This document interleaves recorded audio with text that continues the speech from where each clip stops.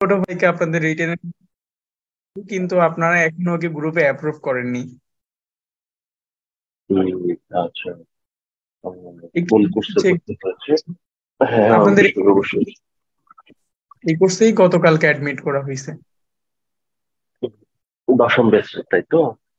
জি, দশম মেসে। ঠিক আছে, আমি সেটা। হ্যাঁ, একটু দেখে ওকে অ্যাড করে নিন ভাই, ও ঢোকার চেষ্টা করছে, পারছে না। এখনো কি নতুন করে কাউকে অ্যাড করা যাবে? হ্যাঁ, add করা যাবে।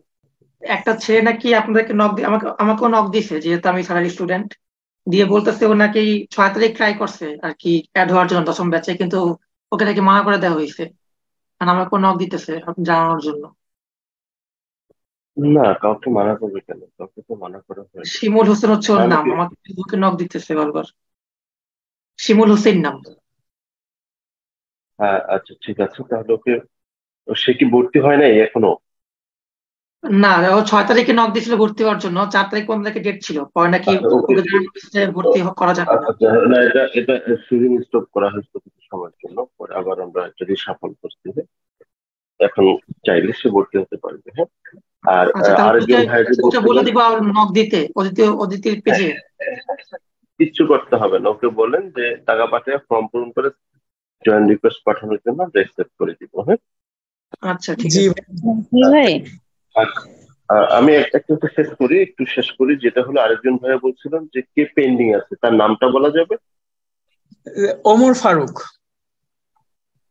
ফারুক আহমেদ। হ্যাঁ, ফারুক আহমেদ জি মনে হয়, তাই না? জি জি জি। ফারুক আহমেদকে অ্যাকসেপ্ট করা।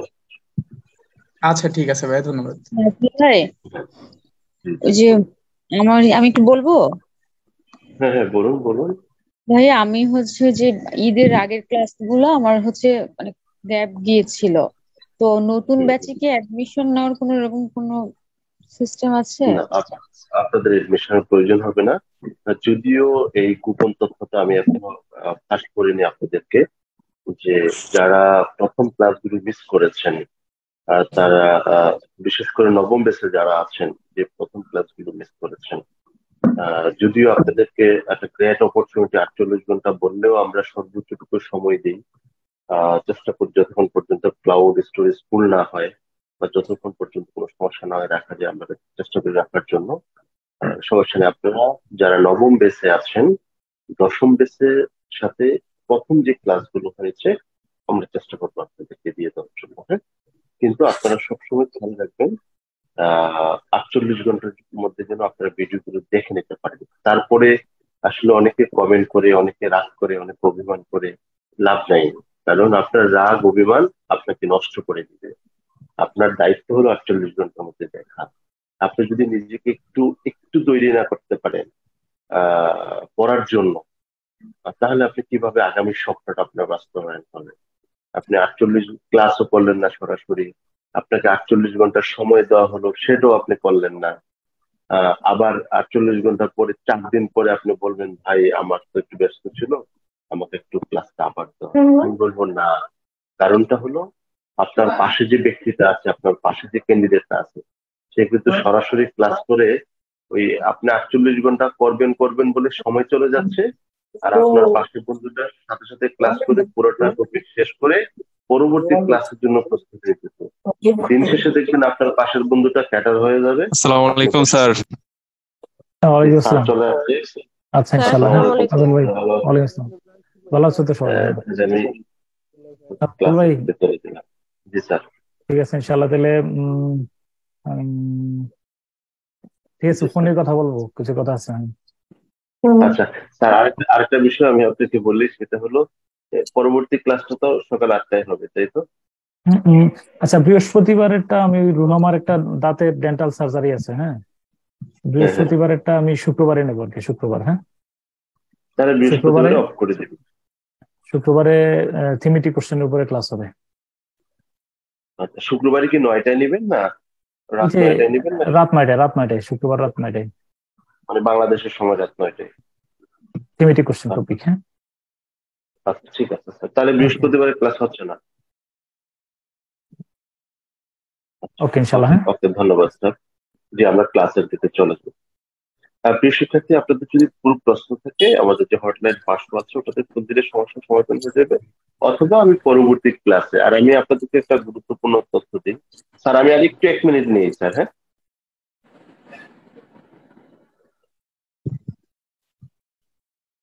আমাকে কি আপনারা শুনতে পাচ্ছেন? যে শোনা যাচ্ছে।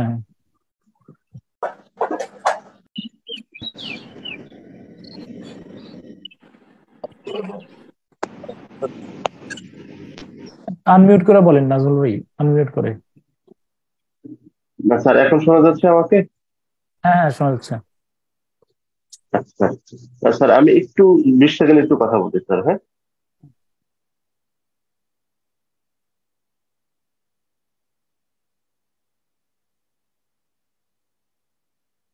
স্যার, আপনি ক্লাস শুরু করেন, সমস্যা নেই স্যার। ওকে, ঠিক আছে ইনশাল্লাহ। হ্যাঁ, তো আজকে স্যার আসসালামু আচ্ছা, আলাইকুম স্যার। ওয়ালাইকুম গত আসসালাম। ক্লাস থেকে একটা প্রশ্ন ছিল স্যার, গত ক্লাস থেকে। হুম।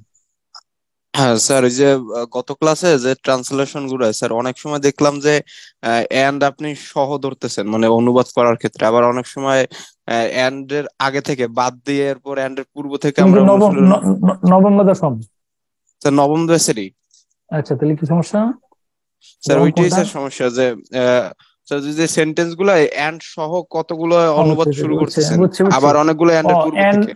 বুঝছি। এন্ড দ্বারা যদি দুইটা বাক্যকে সংযুক্ত করো তাহলে এন্ড দ্বারা এন্ড এর আগে এন্ড এ গোলদাগ দিয়ে তুমি ইয়ে করে ফেলবে। আর এন্ড দ্বারা যদি করিম এন্ড রহিম, বুঝছো না, তাহলে তো এন্ড আলাদা হবে না। যদি দুইটা শব্দরে সংযুক্ত করা হয় এন্ড দ্বারা, তাহলে এটাকে আলাদাভাবে মার্ক করবা না। যদি দুইটা বাক্যকে সংযুক্ত করো তাহলে আলাদাভাবে মার্ক করবা। কথা বুঝছো কিনা?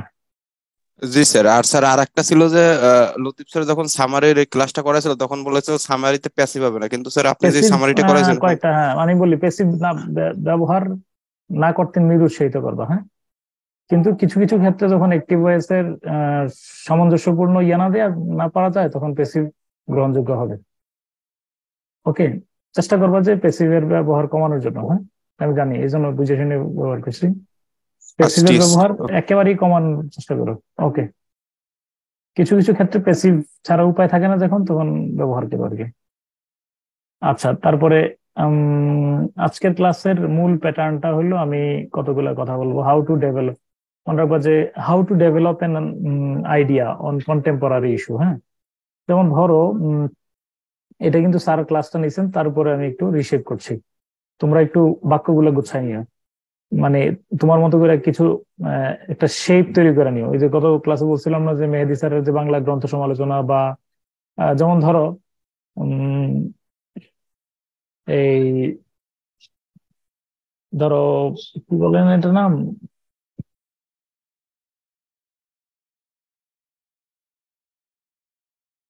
আচ্ছা তোমার এই কাল্পনিক সংলাপ তুমি আসসালামু আলাইকুম, হ্যালো হাউ আর ইউ, কেমন আছেন ভাই, ভালো আছেন, অনেকদিন পর দেখা, নাস্তা করছেন কিনা, এইগুলা নিয়ে আলাপ আলোচনা শুরু করছো।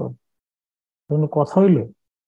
ধরো সংলাপেরও যে তোমার একটা, তোমার ভিতরে যে একটা গতিময়তা আছে, একটা মানে ড্রামাটিক ইনসাইট আছে, এটা কিন্তু মানে ইয়ে করো। তুমি ধরো দৃশ্যপট 1, দৃশ্যপট 2, মানে মানে মানে একটা নাটকীয়তা নিয়ে এসো এখানে। এগুলোর জন্য একটু ভালো করে রিহার্সাল বা একটু কাঠামো তৈরি করে রাখা প্রয়োজন। বিশেষত আমি তোমাদেরকে রিকোয়েস্ট করবো একটা কথা, করলে শুনবো কিনা। রিকোয়েস্ট করার দরকার নেই, আমার আগামী ক্লাসে শুরুতে মনে করাই দিবা। যেমন ধরো এডমিন ভালো ভালো ক্যাডার পাইছে যারা, মানে বিশেষত আমি খাতাগুলো দেখে দিছি, ওদের কিছু খাতা তোমাদের সাথে শেয়ার করা উচিত, মানে কেমন লিখছে, তাই না? যারা ক্যাডার, যেমন ধরো এডমিন ক্যাডারের কয়েকটা খাতা তারা মডেল টেস্ট গুলাতে দিছিল, এবং আমি মোটামুটি ওই যে লাস্ট যে দেখো ওই RRS গ্রুপে পোস্ট দিছিল কিনা, আশফাক, জালাল মাহমুদ আশফাক, দারুসালাম টাওয়ারের পাশে বাসা, আমি খাতাগুলো দেখে দিছি। তো ধরো ওদের লেখার প্যাটার্নটা তুমি ফলো করো, তাহলে বুঝতে পারবো যে কিভাবে মানে নিজের মানে একদম এত বিশাল কম্পিটিশনের মধ্যে এই নিজের অবস্থানটা ধরে রাখছে। তো আমি তোমার ওই একটা কথাই বলবো যে জাস্ট ক্লাস শুরুর আগে একটু কথা বলে রাখি। এই এই রুমে পরীক্ষা দিচ্ছে 30, 35, 40 জন, ঠিক আছে? মনে রেখো এর মধ্যে আমার আমার যে হিসাবটা, জেনারেল ক্যাডার প্রতি রুমে একজন হয়, তোমরা কি আমার অর্থাৎ বাংলাদেশে যতগুলা জেনারেল যতগুলো রুমে পরীক্ষা হয় কক্ষ, প্রতি কক্ষে একজন ক্যাডার হয়। মানে আমি এভারেজ কথা বলছি, এভারেজ বুঝছো কিনা? অর্থাৎ একটা রুমে যদি 40-45 জন পরীক্ষা দেয়, ওইখান থেকে একজনই জেনারেল ক্যাডার পায়, আর সবাই পায় না। মানে এটাতে আমি বুঝিতে চাচ্ছি যে many are called, few are chosen. মানে একেবারে অনেক বড় একটা সংখ্যক পরীক্ষা দেওয়ার পরে, ধরো এখন তোমরা কতজন পরীক্ষা দিতেছো না 45-এ?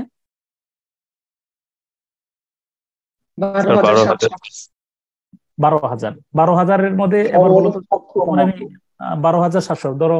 জেনারেল ক্যাডার কয়টা আছে ধরো? স্যার 450।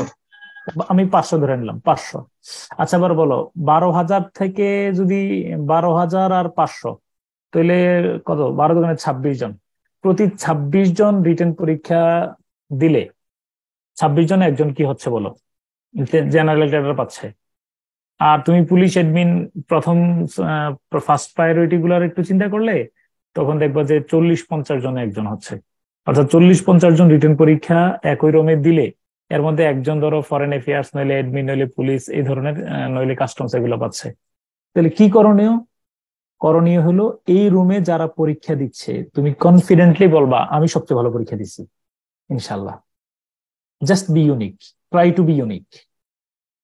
তাহলে দেখবা যে তোমার ভেতর মানে ইয়াটা চলে আসবে। আর এই জন্য কি করবা, ওই যে যারা ধরো একেবারে মেধা তালিকার শীর্ষ অবস্থানে ছিল, তুমি যে বলবা যে ভাই আমার একটু মডেল টেস্টের খাতাগুলো দেখান, আপনি যে বিভিন্ন কোচিং এ পরীক্ষা ঢুকে দিচ্ছেন, এগুলো একটু দেখান।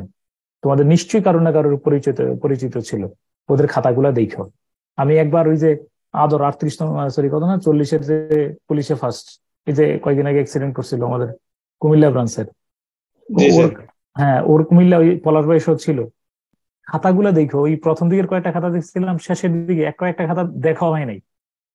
আমি চিন্তা করলাম যে আল্লাহ, ও কি কাজ করছে? ও ধরো পরীক্ষা যে দিছে না, আমি মনে করছি অ্যাসাইনমেন্ট তৈরি করছে, এত রিসোর্সফুল লেখাগুলা ছিল। আমি বললাম যে পলাশ ভাই কি কয় না স্যার এই খাতাটা দেখা হয় নাই। পরে আমি তাতে দেখা একটা নাম্বার দিয়ে রেজাল্টের পরে, ভাইবার পরে, মানে ভাইবার রেজাল্ট দেওয়ার পরে ওর খাতা একটা দেখছি আর কি শেষে, কারণ খাতাটা দেখা হয় নাই, দিয়ে ওই মানে ফেসবুকে আপলোড করছে আর কি। তো আমি এই কথাটাই বললাম যে just try to be unique, think different, মানে নিজেকে একটু আউট অফ দ্য বক্স নিজের প্রমাণ করো। এই কটা দিন এরপরে কয়েকজন লেখা আমার কাছে যেটা পাঠাইছে, অনেকে আমার ফোন টোন করছিল, আমি সরি আমি ধরতে পারি নাই ব্যস্ততার কারণে। ব্যাক করবো, এর শিওর ব্যাক যে করবো, এটা শিওর ইনশাল্লাহ। আমি একটা কথা বলে রাখি, এই যে লিখতেছো মানে একটা দায় সারা ভাবে লেখা, মানে এটা একটা প্রেজেন্টেশন, পেহেলে দর্শনদারি ফের গুণ বিচারি। তুমি দেখো তো তোমরা, আমি আশফাকের লেখাটা আগামী, আশফাকের খাতাগুলো আগামী ক্লাসে দেখাবো। মানে ও যতগুলো মডেল টেস্ট দিছিল সবগুলো তো আমি রিভিউ করছি। একজন এটা দেখাবো, তটিনী বা কয়েকজন এটা দেখাবো যারা ভালো ক্যাডার পাইছে।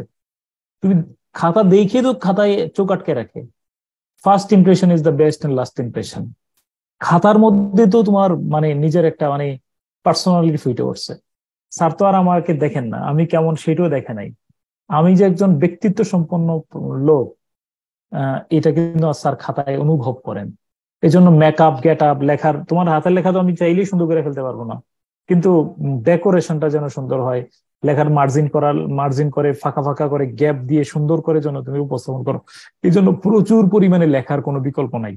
রেগুলার তোমার হাতটা চালু রেখো, সুন্দর করে ডেকোরেশন করে। এই কথা বলে আমি ক্লাস শুরু করতেছি। হ্যাঁ, আবার আরেকটা কথা বলে ফেলি, মনে রাখবা নিয়তের উপরে, ইন্নামাল আমালু বিন্নিয়াত, সবই আল্লাহর ইচ্ছা।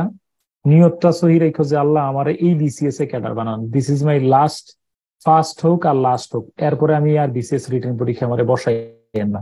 একেবারে বিশুদ্ধ নিয়তে তুমি বলবো যে এইটাই আমার ফার্স্ট এন্ড লাস্ট বিসিএস, ইনশাল্লাহ হবে। এটা বড় মানে আমি বুঝাইতে পারবো না যে তোমার, আমি এই কথাগুলো বলতে গেলে আমার খুব আবেগ তাড়া করে। এর চেয়ে ভাইটাল সময় আর নাই, প্লিজ। মানে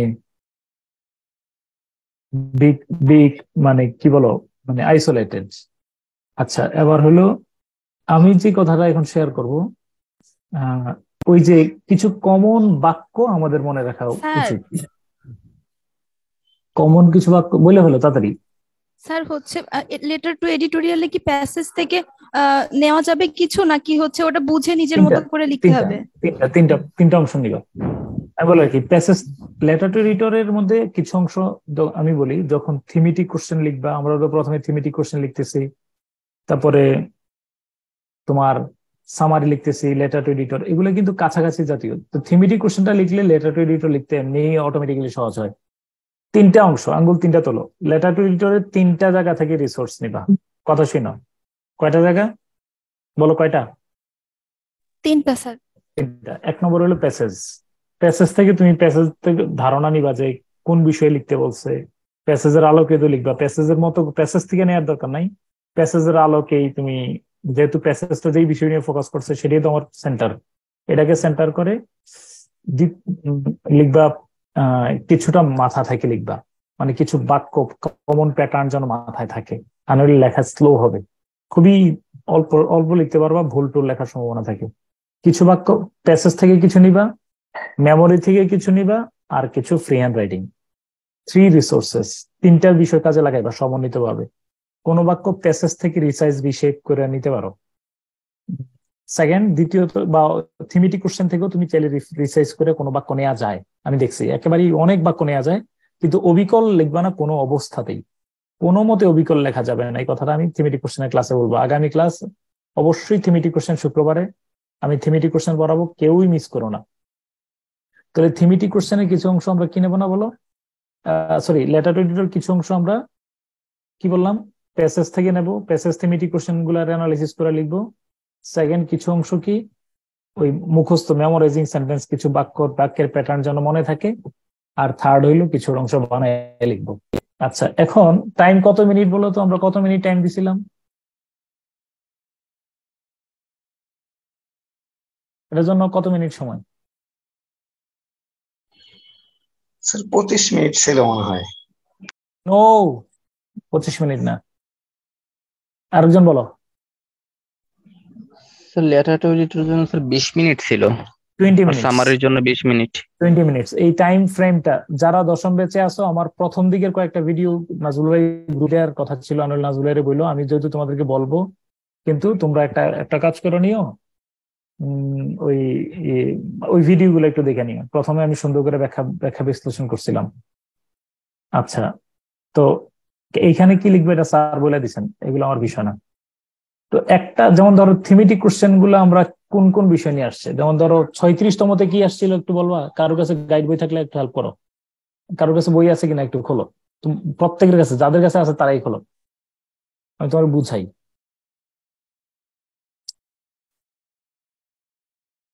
কারোর কাছে আছে নাকি প্রশ্নগুলা?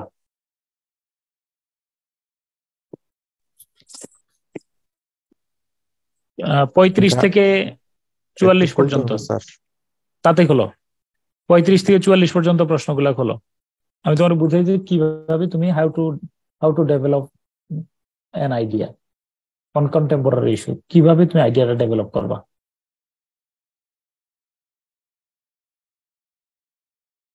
জি স্যার 35 বের করছি স্যার। আছে তো 36 আছে, 35 সবগুলো আছে। সবগুলো বের করো, 35 থেকে বের করো। পাখি, তুমি তো বুঝছো লেটার টু এডিটর থেকে সব প্যাসেজ থেকে নিতে হবে, এটা আমি পাখি, তুমি কি বুঝছো? পাখি প্রশ্ন জি করছো? স্যার, বুঝতে পেরেছি।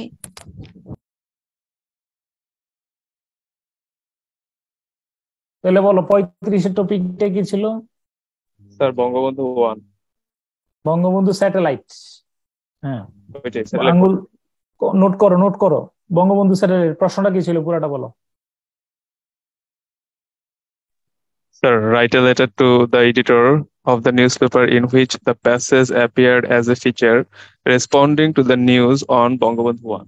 রেসপন্ড কিভাবে করবা স্যার কিন্তু এটা লিখে দিয়েছেন বিস্তারিত, এই বিষয় নিয়ে আমি কথা বলবো না। হ্যাঁ, ফিচার কিভাবে লিখবা, কিভাবে লিখবা, স্যার এটা বিস্তারিত বলে দিয়েছেন। বঙ্গবন্ধুর আরেকবার বলো প্রশ্নটা কি ছিল। Sir, write a letter to the editor of the newspaper in which the passage appeared as a feature responding to the news on Bangabandhu 1. Bangabandhu মানে বঙ্গবন্ধু 1 মানে হলো বঙ্গবন্ধু স্যাটেলাইট আর কি। হ্যাঁ, বঙ্গবন্ধু, হ্যাঁ ওই ফিচারটা, ওইটার উপরে ফিচার লিখতে বলো, বঙ্গবন্ধু স্যাটেলাইট নিয়ে। তারপরে বলো 6, পরে 2 নম্বরে বলো, 36 এটা বলো। 36 স্যার। এখানে বলছে the growing importance of tolerance in our social and national life. Growing importance of tolerance, note করে ফেলো, আমি বলতেছি, দেখবা যে কমন সেন্টেন্স গুলো বের করতেছি। ইম্পর্টেন্স অফ টলারেন্স, মূল পয়েন্ট হলো টলারেন্স নিয়ে কথা বলা। হ্যাঁ, তারপর 3 নম্বরে 37-এ বলো।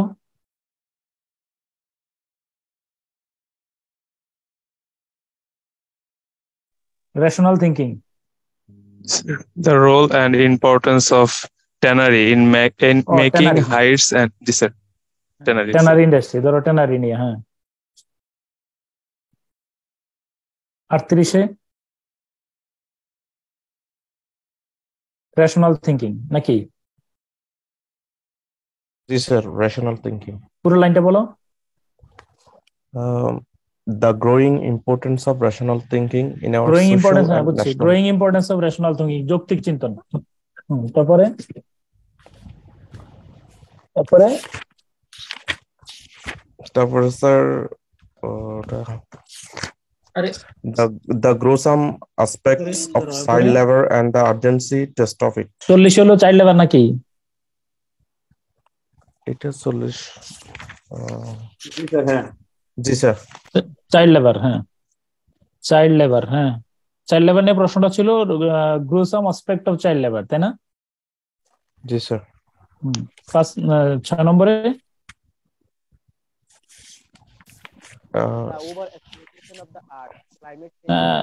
ক্লাইমেট জাতীয় কিছু নাকি নেই?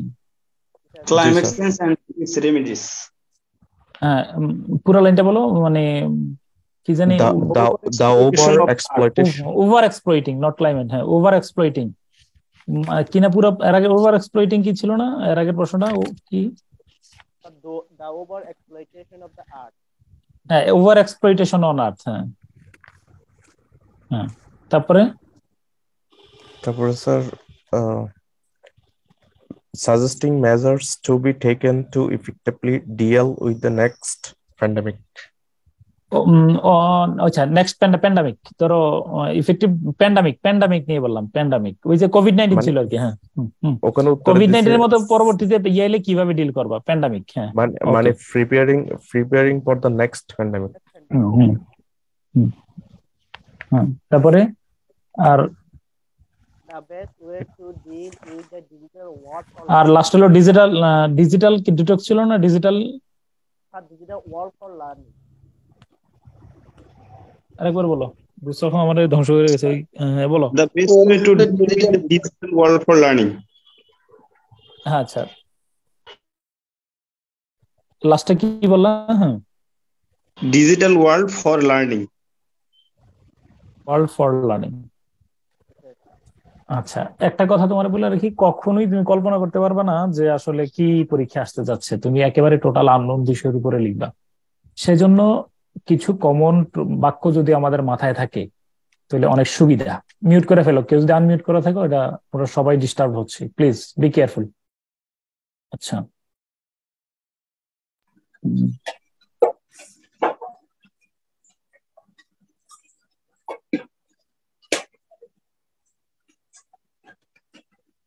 একটু ওয়েটিং রুমে নিয়ে নেই একজনকে, 2-1 কারণে বেশি ঝামেলাটা হয়।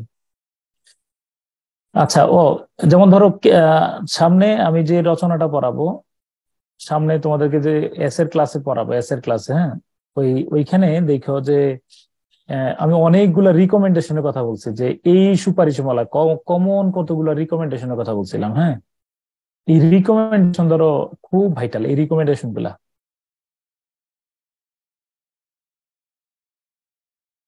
ধরো কি কি সুপারিশ নেওয়া যেতে পারে, এই ধরো লেটার টু এডিটর যে একটা বলছিলাম না, যে কোভিড প্যান্ডামিক নিয়ে বা নেক্সট প্যান্ডামিকের জন্য কি কি পরামর্শ নেওয়া যেতে পারে, এটা আমি এই ধরনের কথা রচনায় বলে দিছিলাম।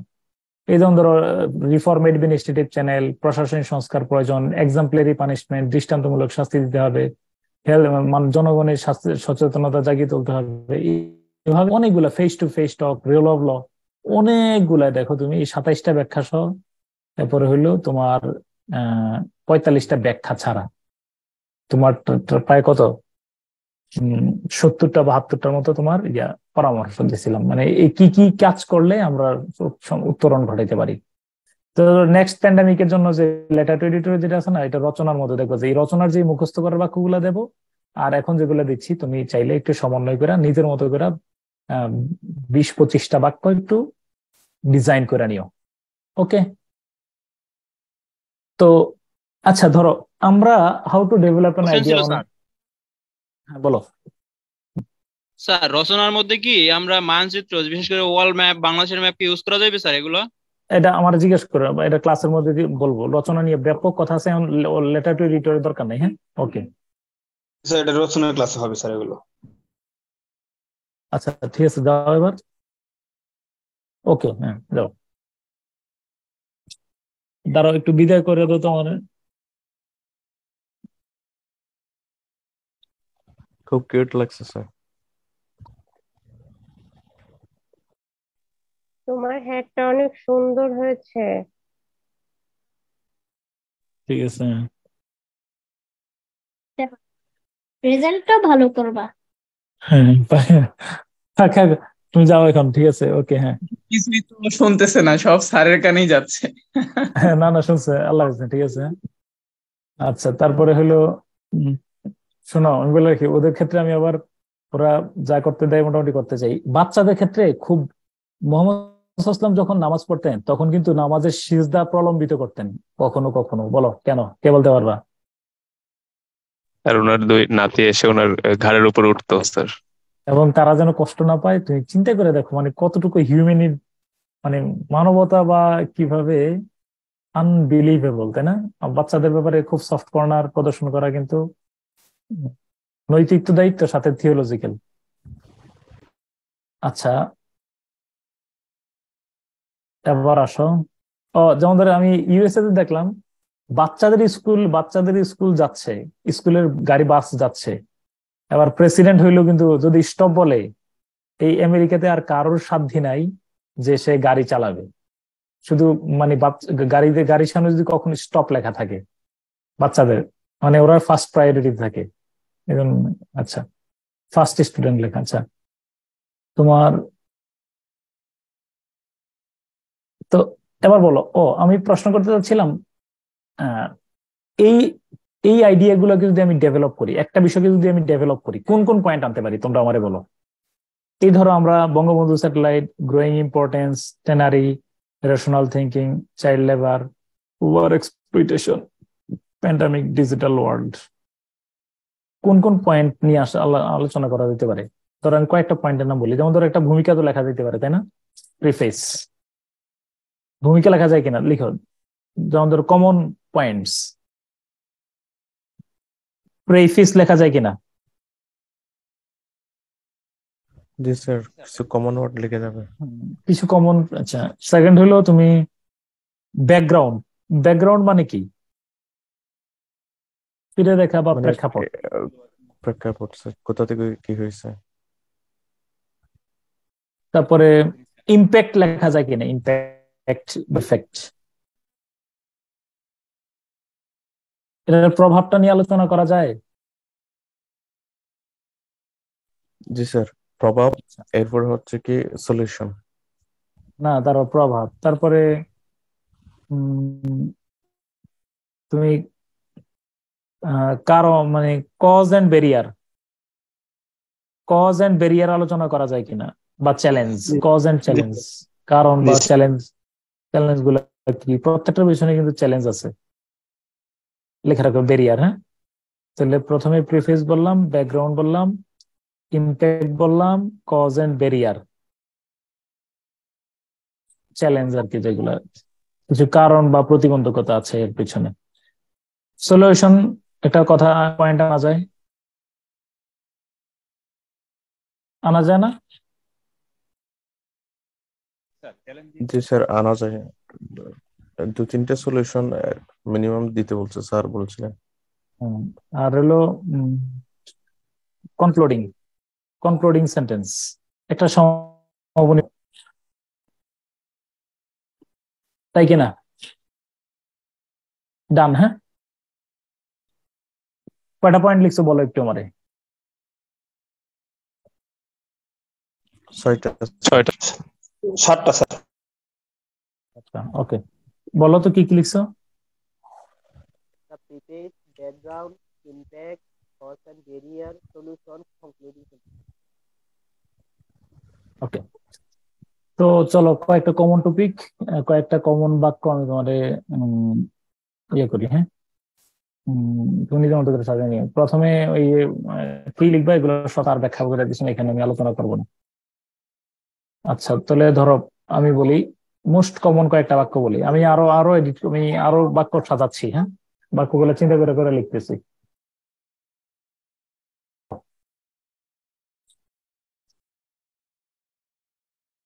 একটু পরে আমার হেল্প করো, চলে আমি চিন্তা করে দেখবো যে মিললি কিনা। এই বড় কে পড়বা? জি স্যার।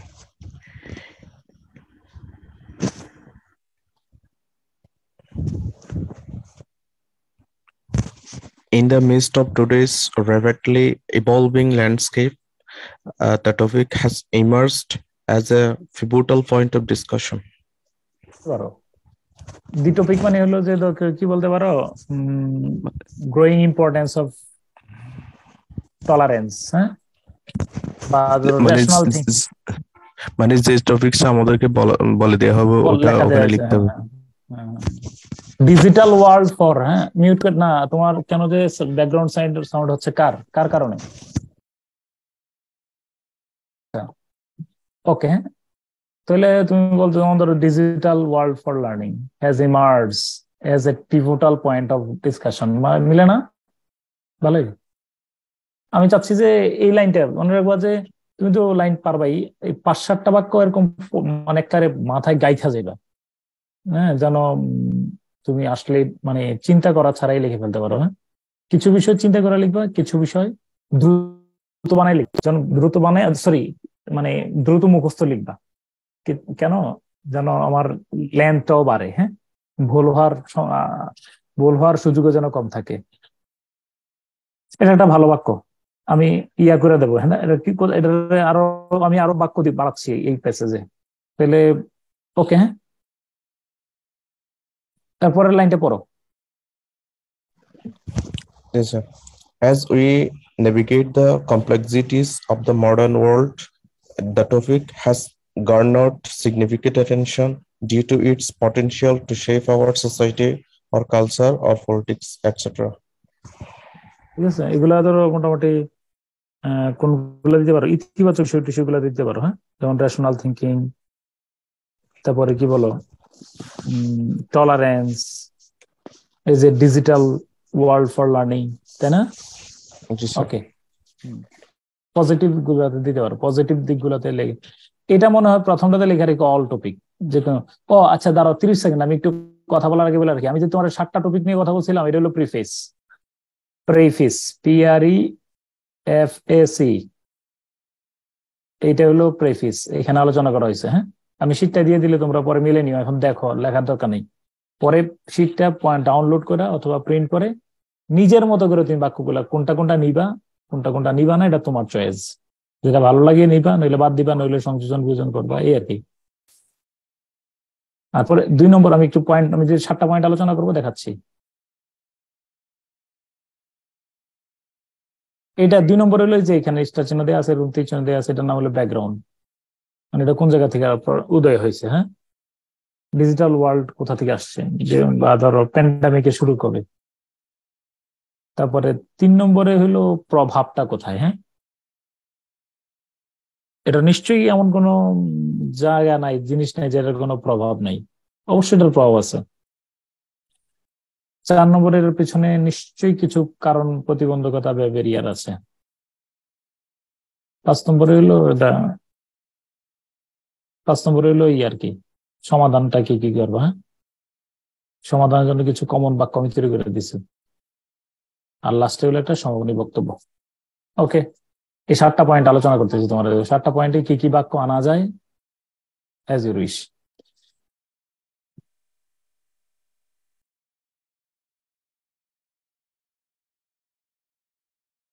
ওকে, কোথায়? আচ্ছা, এরপরে এই বাক্যটা বলো তো।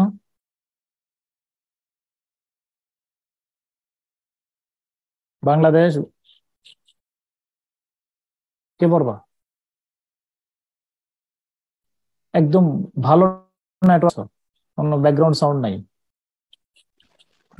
জি স্যার। মুজিবুর রহমান, Bangladesh, বলো। Bangladesh, which was once termed by cynics a bottomless basket, has now become a basket full of wonders.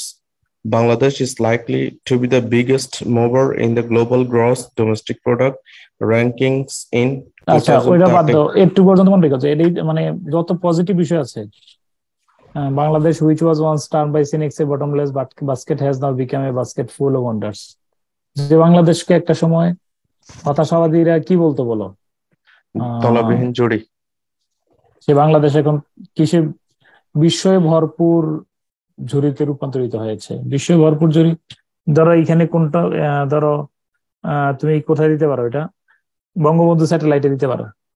ইতিবাচক যত বিষয় আছে লেখা রেখো, ইতিবাচক পজিটিভ যত বিষয় আছে, ইতিবাচক যত বিষয় আছে সবগুলাতে তুমি চাইলে এই বাক্যগুলো ব্যবহার করতে পারো।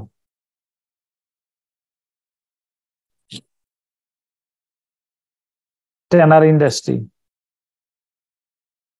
ঠিক আছে, বঙ্গবন্ধু স্যাটেলাইট, যত পজিটিভ আছে, পজিটিভ দিক আছে।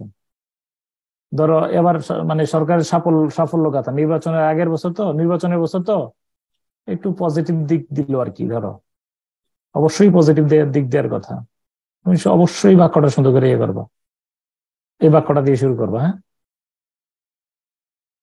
তারপরে পরের line, Bangladesh is likely to be the biggest mover in the global gross domestic product. এটা বলো, হ্যাঁ এটা। Yes, sir. The word or issue development has become a blazing topic in the milieu of scholars, intelligentsias, academics, and civil society. In মানে Bangladesh, all লেখা রেখো যে কোনো টপিকে, মানে এই বিষয়টা, এটা এমন কোনো টপিক নেই যেখানে তুমি লিখতে পারবে না, লেখা রেখো অল, ALL অল। হ্যাঁ,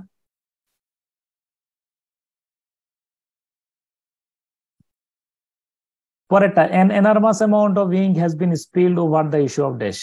ছাপার হরফে প্রচুর পরিমাণে কালি ব্যয় করা হয়েছে, এই বিষয়টা নিয়ে। কোন বিষয় বলো? ছাপার হরফে প্রচুর পরিমাণে কালি ব্যয় করা হয়েছে, এই বিষয়টা নিয়ে কোন বিষয়?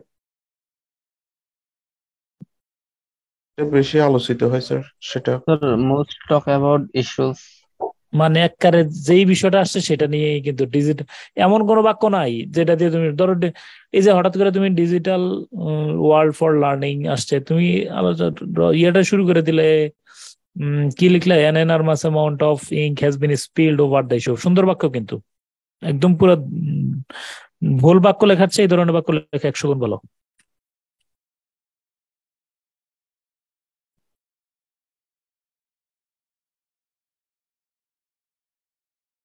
ওকে, তারপরে এরপরে কি,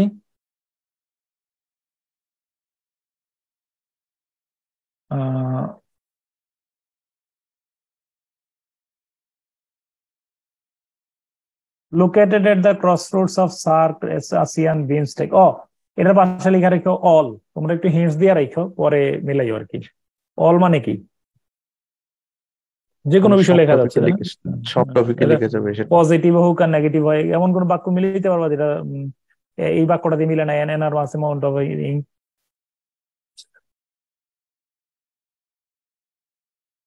তাই না? সব টপিকে লেখা যাবে। আচ্ছা, এবার আসো,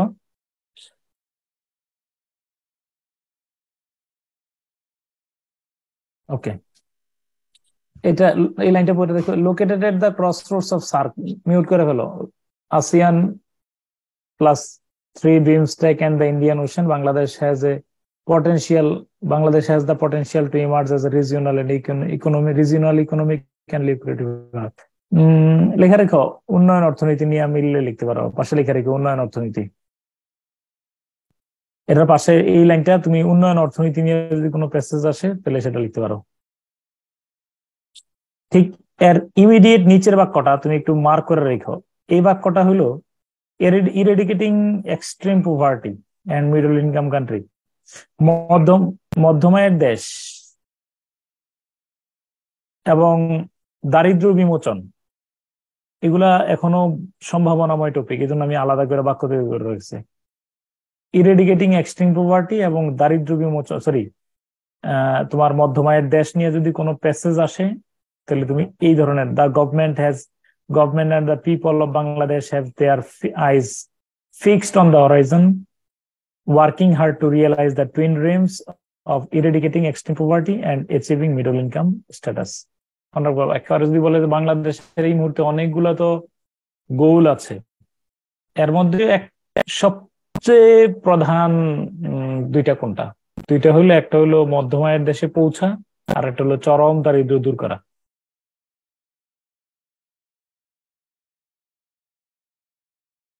তারপরে যদি বাংলাদেশ থেকে অর্থকরী বিষয়, যেমন ধরো কি পাট, চা, চামড়া, চিংড়ি, এরকম বিষয় আছে না, এই ধরনের অর্থকরী বিষয় যদি আসে, this sentence is very appropriate. Client একটু পড়ে শোনাও। Yes, sir.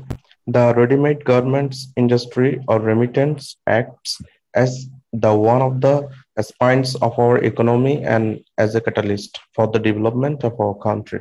বুঝছো কিনা বিষয়টা? জি স্যার। ধরো চা, চামড়া, মানে আমি ওই যে মানে রেডিমেড গার্মেন্টস ইন্ডাস্ট্রি দিয়ে কি বুঝাইছি তো বুঝছো, রেমিটেন্স দিয়ে কি বুঝাইছি বুঝছো তো, মানে ওই টপিকটা। ওকে, হ্যাঁ। তারপরে সকল নেগেটিভ যত নেগেটিভ আছে, যেমন এই লাইনটা পড়ো। The horrible social aspect of natural disaster that holds prominent talk in different dailies and TV channels and makes the country most worried is টপিকটা স্যার। মানে কি? দৈনিক পত্রিকার প্রধান শিরোনাম আকর্ষণ করেছে, এবং আর কি করছে বলো? দৈনিক পত্রিকার প্রধান শিরোনাম আকর্ষণ করেছে, দৈনিক টেলিভিশন চ্যানেলগুলোতে প্রতিনিয়ত আলোচনা হচ্ছে যে সামাজিক এবং অথবা প্রাকৃতিক দুর্যোগ বা সমস্যাটা নিয়ে, আর যেটি আমাদেরকে রীতিমতো প্রতিনিয়ত উদ্বিগ্নগ্রস্ত করে তুলছে, সেই টপিকের নাম কি?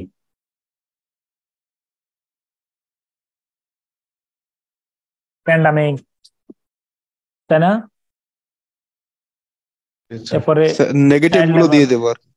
Child labour, exploitation on earth. তুমি দেখো না এক্সপ্লয়টেশন অন আর্থ নিয়ে যেটা আসছে না, তুমি মিলাও না। The horrible social aspect or natural exploitation হলে the horrible natural disaster that holds prominent talk in different dailies and television channels and makes the country most worried is কি বলো? Over exploitation on earth. তুমি কি বুঝাইতে পারছি? অথবা নেতিবাচক আসলে এই বাক্যটাও কিন্তু লিখতে পারো চাইলে। ধরো আর একেবারে কমন সাদামাটা বাক্য হইলে যে burning and widely spoken issue of recent years in both nation, এই বাক্যটা child labour, drug addiction, over exploitation, pandemic বা কোভিড-19, ডেঙ্গু, এই যে এখন ডেঙ্গু নিয়ে পুরো বাংলাদেশ কাঁপতেছে, এই ধরনের যতগুলো আছে, is arguably one of the biggest and deep-seated social বা natural crisis confronting society in 21st century. ধরো ড্রাগ এডিকশন আসলো, একবিংশ শতাব্দীর মুখোমুখি যেই সংঘাত, যেই প্রবলেমটা দাঁড়াই আছে, এটার নাম ড্রাগ এডিকশন। হয়তো পৃথিবী থাকবে, নইলে ড্রাগ থাকবে, দুইটা একসাথে থাকতে পারে না। এই মাদকের ছোঁয়া, মাদক থাকবে নইলে সভ্যতা থাকবে, দুইটা একসাথে থাকতে পারে না। এরকম ধরনের চয়েস ইজ ইউরস। তুমি চিন্তা করে নেবা, আমার কথা শুনো, তুমি এটা নোট তৈরি করবা আজকে, নোটটার মধ্যে লেখা থাকবে, ধরো প্রথম বাক্যটা তুমি এটা নিয়ে শুরু করলা যে আমি বিপদে পড়ি, হ্যাঁ বুঝছি না, মানে যাই করি আমি প্রথম বাক্যটা এটা লিখবো। তুমি 2-3টা বাক্য মানে দিয়ে সাজায় রেখো, একদম মুখস্থ করে ফেলবা। যদি বাই চান্স মানে প্রথম বাক্য বানাইতে তোমার অনেক সময় লাগে, তখন তুমি কি করবা বলো, মানে এটা দিয়ে শুরু করে দিবা। ধরো ডিজিটাল ওয়ার্ল্ড ফর লার্নিং, এই বিষয়টা নিয়ে ধরো তুমি প্রথম বাক্যটা বানাইতে পারছো না, সময় চলে যাচ্ছে। An enormous amount of ink has been spilled over the issue of, ওই যে এটা তুমি শুরু করে দিছো, 3-4 লাইন লিখছো, দেখবো যে আল্লাহর রহমতে মানে কলম থামবে না। শুরু করাটা একটা ভাইটাল বিষয়। তো জি স্যার। এক লাইন 2 লাইন চিন্তা করে লিখবা, ঠিক আছে কিনা?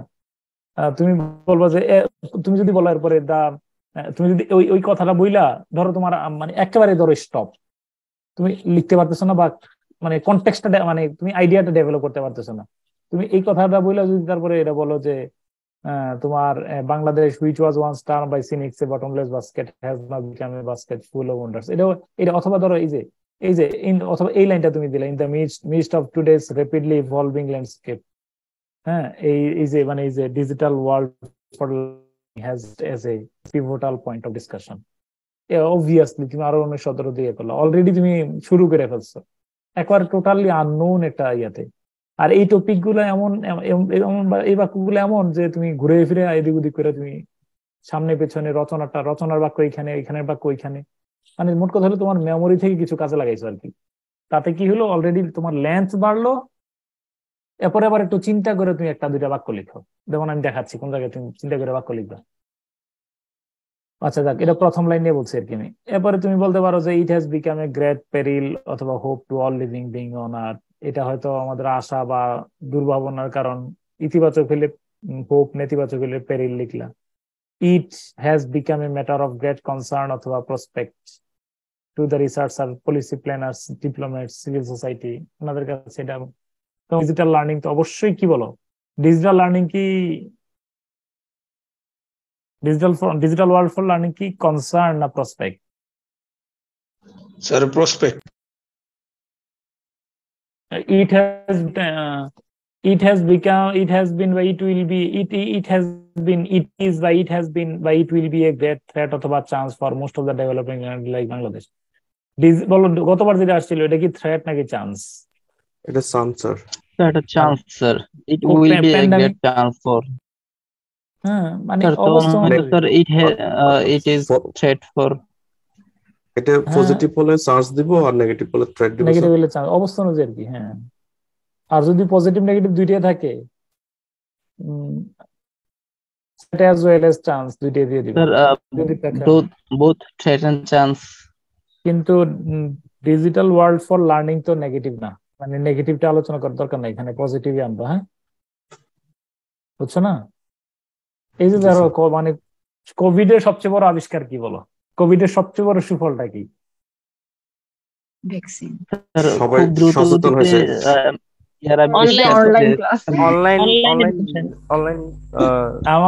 আমার কাছে তোমাদেরকে মনে হয় মানে এই যে ধরো আমি বিষয়টা আমি একেবারে ধরো মানে আমি মনে হয় একটা মানে আমি হারাই যেতাম নিজের মধ্যে। এই যে আমরা প্রায় অনভিজ্ঞ বললেই চলে স্যার অনলাইনে, মানে কোভিড আসার পর আমরা এটা পরিচিত লাভ করেছি। আগে জুম বললে, আগে আমরা এই যে জুমে ক্লাস করতেছি, আগে জুম বললে কি বুঝতাম? জুম কখন ব্যবহার করতে বলো তো? জুম মিটিং হলে কোনো এটা বুঝতাম। নো জুম মিটিং জীবনে শোনো নাই স্যার? বৃষ্টির বেলায় স্যার জুম বৃষ্টি করতেছে, ওর এই জুম না, ইংলিশে ক্যামেরা বড় করে স্যার, ক্যামেরা জুম করে। এই ছাড়া বলে যে জুম করে একটু ইয়াটা করো, এছাড়া জুমের ব্যবহার করি না। এখন আমরা জুমকে কিভাবে ব্যবহার করতেছি? একটু পরে ধরো। হ্যাঁ তারপরে ওকে। হ্যাঁ দাও। তারপরে করলাম মিউট করে ফেলো।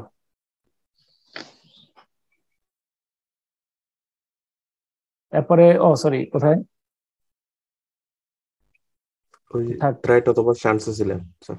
হ্যাঁ আচ্ছা, তারপরে হলো নাও ইট থ্রেটেন্স অথবা endorses sustainable development, democratic process, fair business process। ধরো আমি বলি, যদি বলো যে এই যে প্রত্যেকটাই কিন্তু হয়তো থ্রেট করে বা এন্ডোর্স করে, এই যেমন ধরো digital world for learning, digital world, হ্যাঁ, বা ডিজিটাল লার্নিং, মানে এটা হলো আইসিটি বেসড লার্নিং, কি বলো, endorses good governance, sustainable development, তাই না? Democratic process. নিঃসন্দেহে প্যান্ডামিক বা ওভার এক্সপ্লয়টেশন বা চাইল্ড লেবার কি এন্ডোর্স করে না থ্রেট করে? কাকে থ্রেট করতেছে? থ্রেট করতেছে কাকে? ধরো গুড গভর্নেন্স হলো গুড গভর্নেন্স, সুশাসনকে স্যার, গুড সবগুলোর সাথে গভর্নেন্স। মিলবে এমনটা না। সাস্টেনেবল ডেভেলপমেন্ট রেট, কোভিড-19 এর সাথে তো ডেমোক্রেটিক প্রসেসের সম্পর্ক নাই, তুমি দিবা না। এটা ফেয়ার বিজনেস প্র্যাকটিসের সম্পর্ক আছে, তাই না? It gradually demolishes বা upholds nation's potential and severely hampers অথবা nicely inspires the golden prospects, dream and aspiration of our present and upcoming generation. It upholds অথবা it will uphold, tense change করে দিও, it will uphold nation's potential. ইতিবাচক হইলে তো আমরা অবশ্যই বলতে পারি টলারেন্স। বলো টলারেন্স, তোরা আসলো টলারেন্স, আসলো রেশনাল থিঙ্কিং। এটা কি করে, ডেমোলিশ না আপহোল্ডস? এটা তো আপহোল্ড করে স্যার।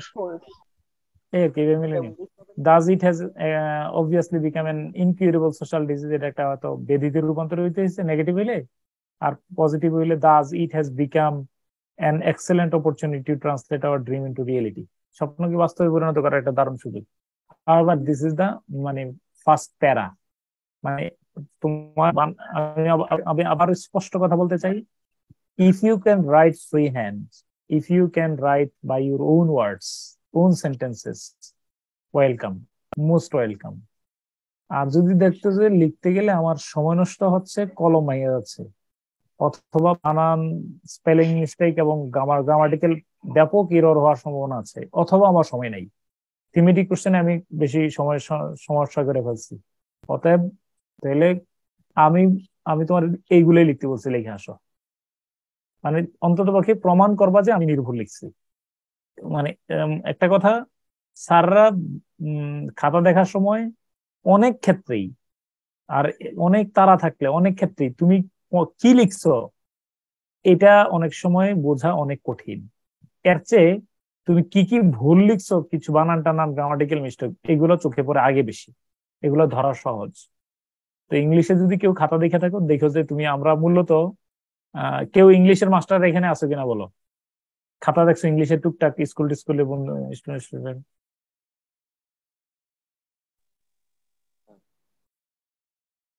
থাকলে আমার একটু, আচ্ছা বলো তো, তুমি কি এই পয়েন্টটা একদম টু দা পয়েন্ট, মানে মূল বিষয়টা ফোকাস করছে এটা আগে দেখো, নাকি ভুল টুল গুলো আগে ধরো? বানান ভুল নিজেরই বলো, বানান ভুল, বাক্যের গঠন। আমি দেখি স্যার উনি মানে বিষয়টা ক্লিয়ার করতে পারছি কিনা একটু করে হলেও। গ্রামাটিক্যাল তো একটু একটু ভুল থাকতে পারে স্যার। না আমি বলে রাখি, সোশ্যাল স্টাডিজ এর সমস্যা, কিন্তু এইখানে মনে রেখো, তুমি যদি বাংলাদেশে ফেয়ার্স ইংলিশে পরীক্ষা দাও, সেখানে কিছু গ্রামাটিক্যাল মিস্টেকের নো প্রবলেম। তুমি ম্যাথমেটিক্স পরীক্ষা দিতেছো ইংলিশ ভার্সনে, কিছু গ্রামাটিক্যাল ভুল করছো, নো প্রবলেম। কিন্তু মনে রাখো, যখন you are testing a language, যখন তুমি ল্যাঙ্গুয়েজ নিয়ে কাজ করতেছো, তাহলে ফার্স্ট কনসার্ন তোমার কি? তাহলে তো ভালো কথা মনে করেছে, দেখি আমি আছি কিনা। এটাকে বলা হয়, আগে বুঝে নিও, এই যে এটা কিন্তু একটা ভ্রান্ত ধারণা, আমি তোমার ক্লিয়ার করতেছি। রুব্রিক্স সম্পর্কে কারোর ধারণা আছে কিনা, না থাকলে আমি একটু শেয়ার করি। ধরো একটা বিষয়, পরীক্ষায় কোন কোন বিষয়গুলো মূল্যায়ন করা হয়, আমার 30টা সেকেন্ড সময় দাও, আমি দেখি, আমি ল্যাপটপ একটু বের করি। আমি নিজে কাজ করছি এটার উপরে, মানে এনসিটিভিতে। 1 মিনিট আমার একটা সময় দাও।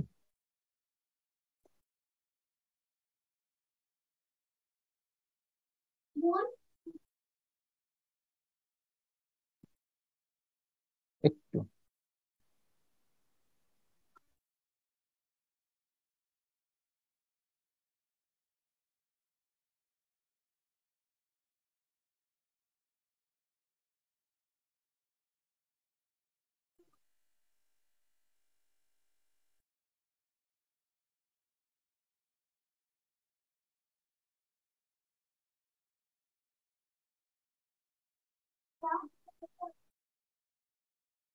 একটু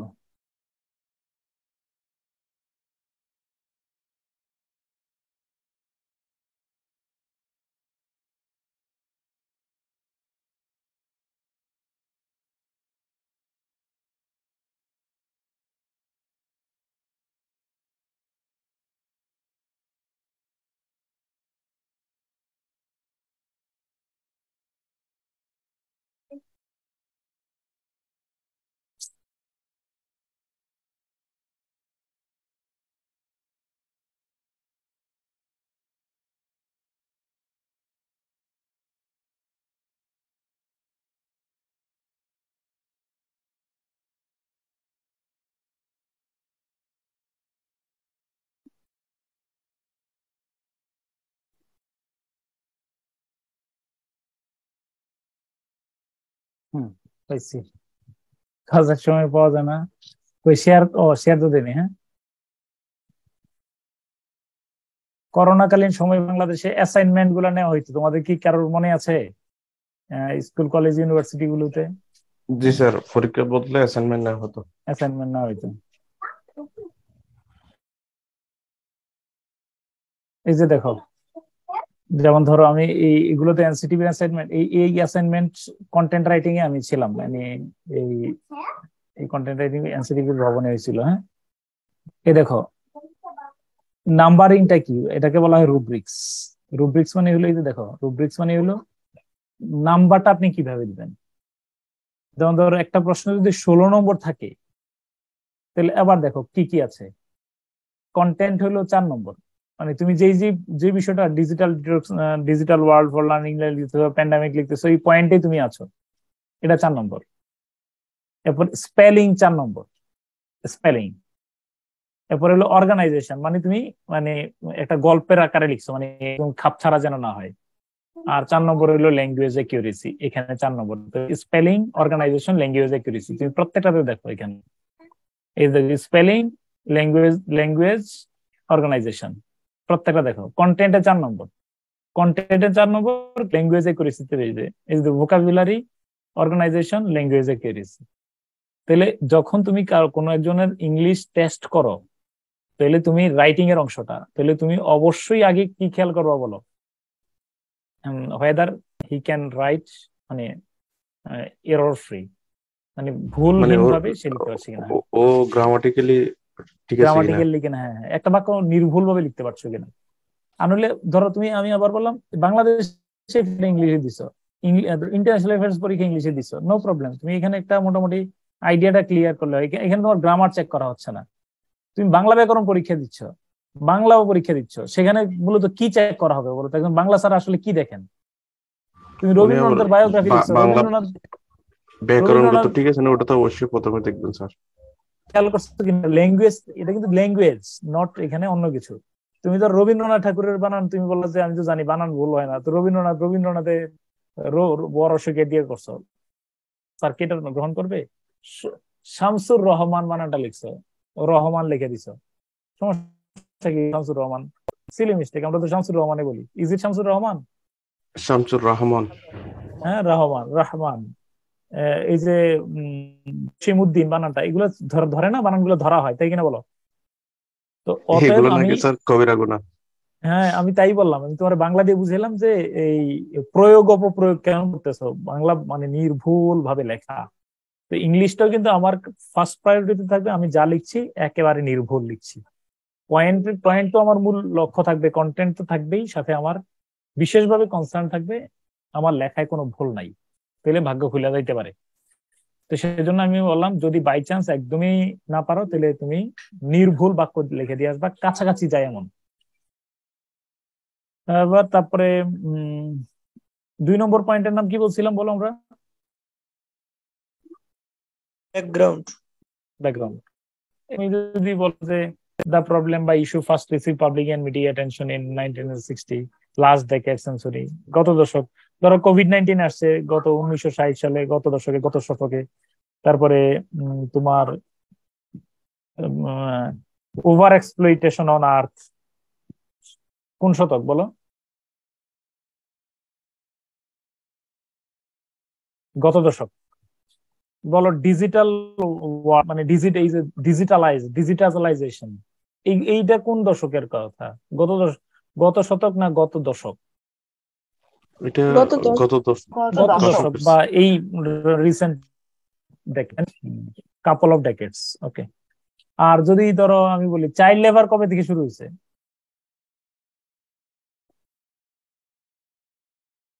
সৃষ্টি শুরু থেকে। কত শতক? কোন শতক নাই। No one knows the root or origin of child labour, corruption, তাই না? এগুলো কবে থেকে শুরু হয়েছে? এটা age old ফিনোমেনন। Okay.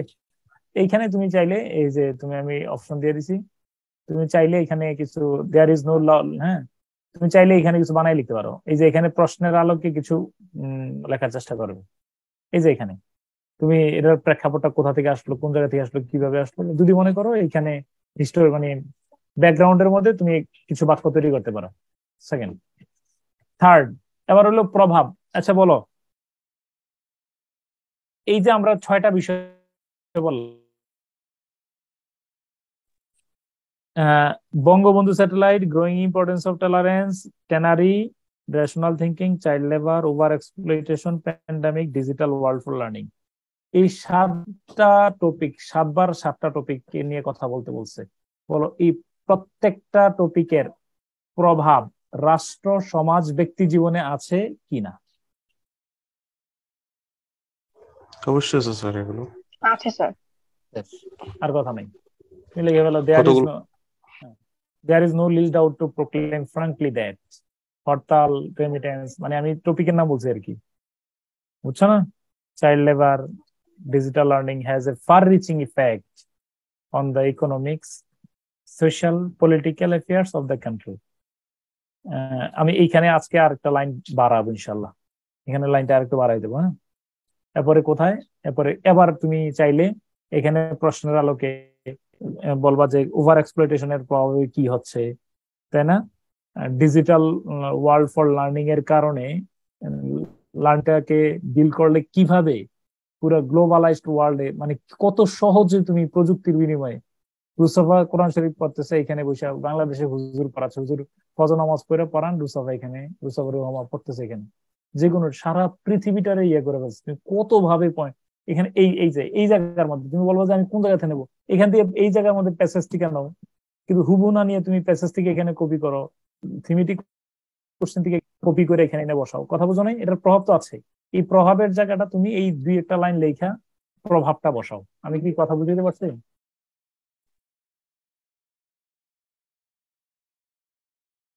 Have you received my point? Yes sir. G sir. আমি এখানে আরো কিছু কমন বাক্য দিয়ে দেবো। আচ্ছা, এবার বলবা যে বঙ্গবন্ধু স্যাটেলাইট এগুলার কি প্রভাব, এগুলার পেছনে ধরো প্রত্যেকটার পেছনে প্রতিবন্ধকতা বা কারণ আছে কিনা। ধরো চাইল্ড লেবার হইলে কারণ, খারাপ হইলে কারণ, ভালো হইলে কি বলো?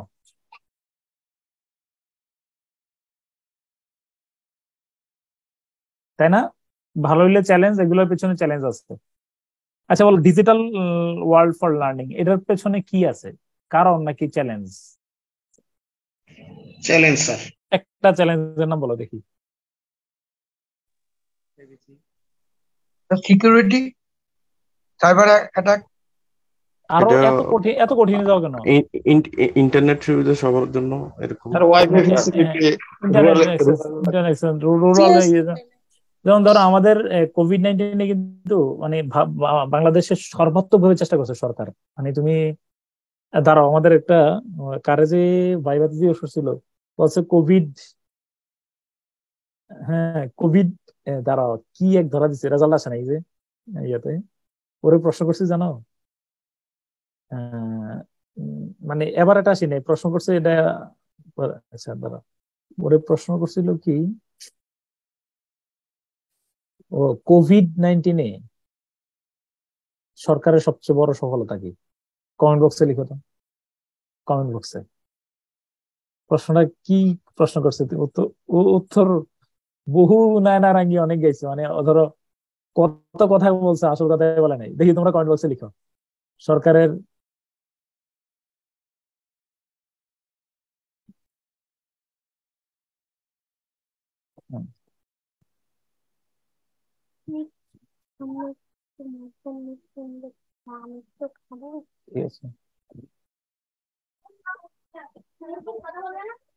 Thank you so much.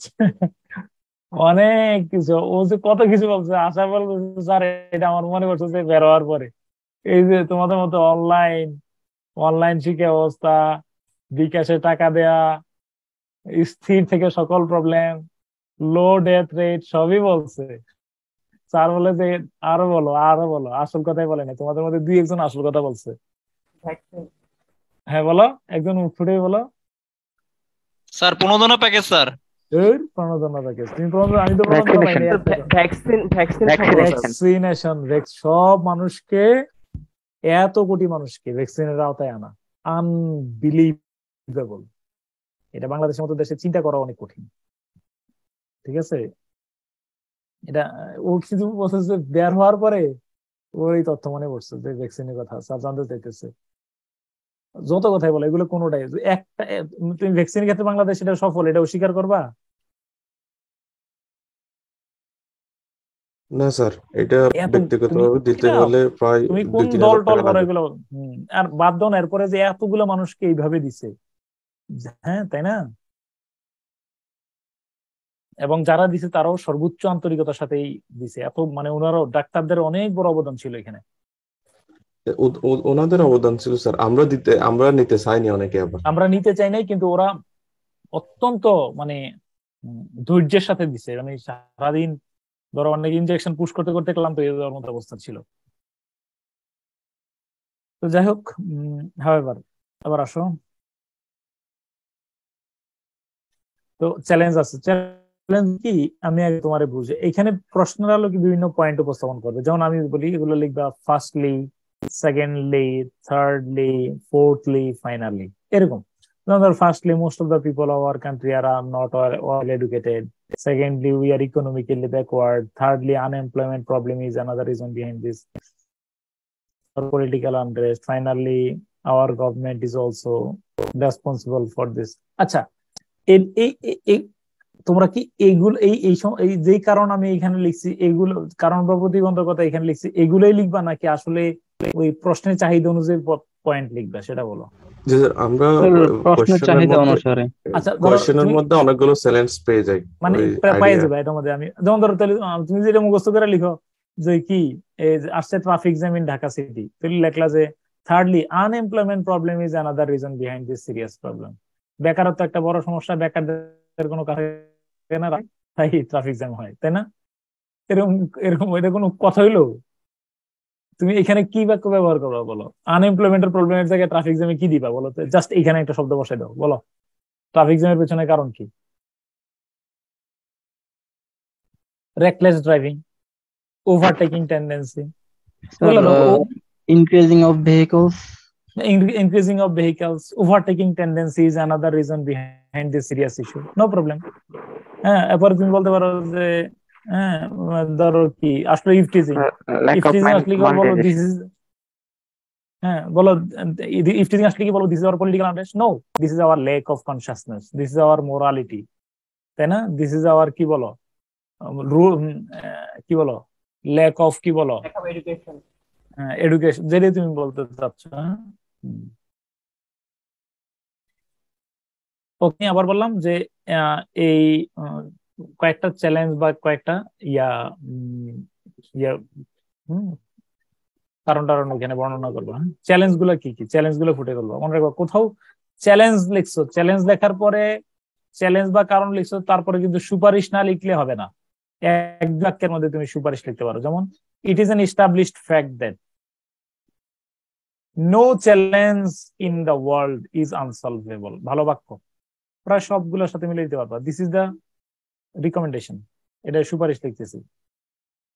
To face the challenges of 21st century, we have to be more conscious বা conscient, cognizant বা conscious, যেটা বলো ভালো বাক্য লিখতে পারবা। আচ্ছা, to enrich অথবা free our beloved country with dash citizens of all categories must be accountable, responsible, devoted and sympathetic, যেটা হওয়ার দরকার নেই। যেমন ধরো আমি বলি আসলে ধরো চাইল্ড লেবার, তুমি কি বলবা? To enrich our believed country with child labour, এটা হইলো?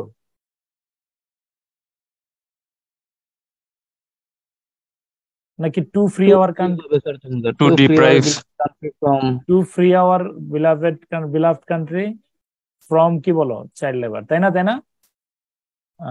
আর যদি ভালো হয় ধরো ডিজিটাল টেকনোলজি, তাহলে to enrich our digital technology, sorry, to enrich our beloved country with latest digital technology, citizens of all categories must be devoted, তাই না?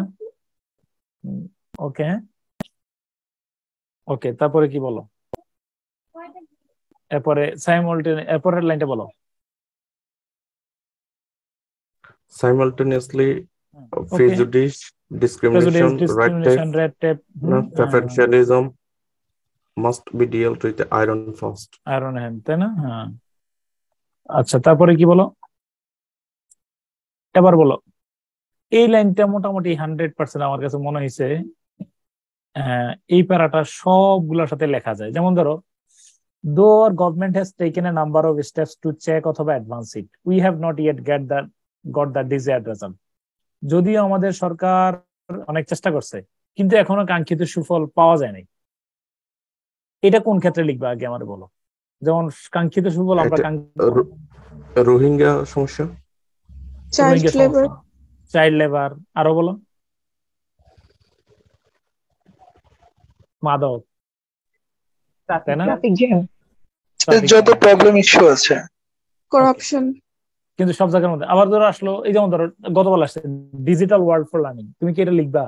এই কথা লিখলে মানে একদম রাষ্ট্রদ্রোহী হয়ে যাবে না? এরপরে তুমি আসলে সরকারের উন্নয়ন, তাই না? উন্নয়ন অস্বীকার করলাম, তাহলে তুমি কি হইলা, তাই না?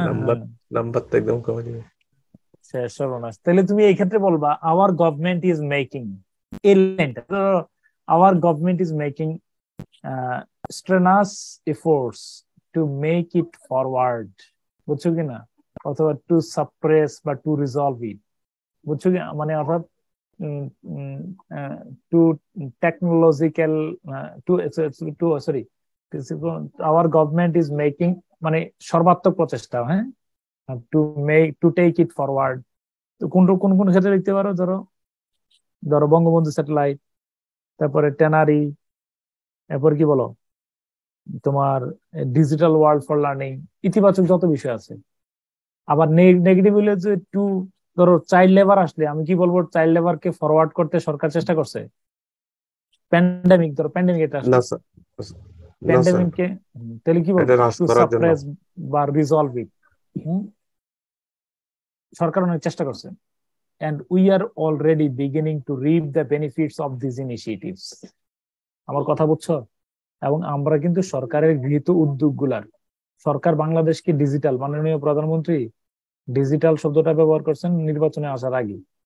এটার কারণে কিন্তু আমরা, তুমি চিন্তা করে দেখো 20 বছর আগের বাস্তবতা আর আজকের দিনের বাস্তবতা একেবারেই ভিন্ন কিনা তুমি চিন্তা করে দেখো। প্রত্যেকটা ক্ষেত্রে ডিজিটালাইজ করার সর্বোচ্চ চেষ্টা করছে, অস্বীকার করবা? সর্বাত্মক চেষ্টা ছিল না, ডিজিটালাইজেশন হয়েছে, এটা আমরা আনডাউটেডলি এখানে যেটার কৃতিত্ব এটা দিতেই হবে। তাহলে তুমি যদি ইতিবাচক বাক্য হয়, সরকার এটাকে দমন করার জন্য, কথা শুনো, সরকার এটাকে দমন করার জন্য, এটাকে এগিয়ে নেওয়ার জন্য, এটাকে সমাধান করার জন্য সর্বাত্মক ভাবে চেষ্টা করেছে। এবং ইতিমধ্যে আমরা অলরেডি মানে এর রিপ মানে কি বলতো? রিপ মানে কি? আমরা রিপ মানে তো মানে ফসল বেনিফিট তোলা, পাওয়া, হ্যাঁ ফসল তোলা আর কি, আমরা রিপিং, তাই না? The solitary reaper. Okay, it is a high time our government and conscious people took pragmatic measures to stop বা promote the cause of এখনই সময় এই প্রযুক্তিগত জ্ঞান বাড়ানোর জন্য দেশব্যাপী সব শিক্ষা ব্যবস্থার শিক্ষার প্রতিটি স্তরে, দেখছো শিক্ষার প্রতিটা স্তরে তোমার কি টেকনোলজিক্যাল জ্ঞান বাড়ানো, তাই না? একেবারে অবধারিত বিষয়। আচ্ছা, এই টেকনোলজির কথা একটু বলে রাখি। তোমরা কয়েকজন যারা ধরো, আচ্ছা এই পর্যন্ত যতগুলো নোটশিট আমরা দিছি এগুলা মোটামুটি ফার্স্ট স্টেজে ডাউনলোড করতে পারছো কয়েকজন? এমন কেউ আছো কিনা? কয়েকজন হাত তোলো। একদম ফার্স্ট স্টেজেই স্যার প্রথমে ডাউনলোড করতে পারছি, প্রথম দিকেই। হ্যাঁ, আর ধরো অনেকেই কি করতেছো, ধরো একজন বলতেছো যে একজন লিখছো কি, একজন কমেন্ট বক্সে লিখছো যে আমার একটু বিষ দেন, আমি খাইয়ে ফেলি। মানে একটা মানে বুঝো বিষয়টা, একটা ধরো ডাউনলোড করতে পারছি না, কিন্তু ডাউনলোড করা যাচ্ছে, অনেকে কেউ না কেউ করতেছে। ফলে এই যে এটা কিন্তু এক ধরনের আমার ড্রব্যাক। সরকারি চাকরি করো যেখানে যাও, আমি তোমার দুইটা লেখা রেখো, দুইটা বিষয়ে তুমি দক্ষ, তোমারে পিছনে ফেলতে পারবে না। বলবো দুইটা পয়েন্টের নাম। একটা হচ্ছে কি স্যার, অনলাইন সম্পর্কে মানে যত বেশি তুমি আপ টু ডেট থাকবা, তোমার বস কিন্তু একটু মানে ব দিয়ে একটা শব্দ আছে বাংলায়, কি ব দিয়ে কি শব্দ? বকলম। বকলম না,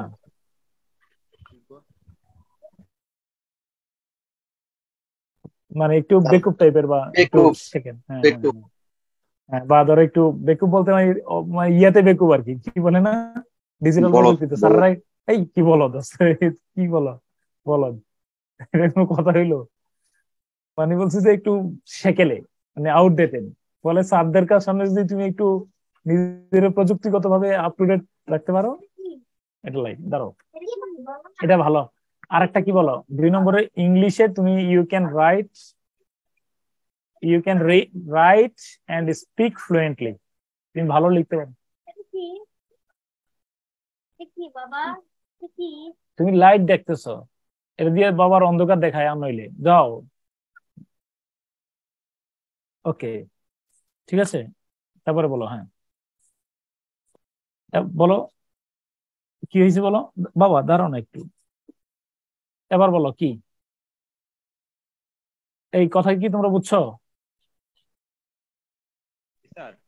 আচ্ছা তারপরে কি বলো? কনক্লুডিং। আচ্ছা এবার হলো আমরা কনক্লুশনে চলে যাবো।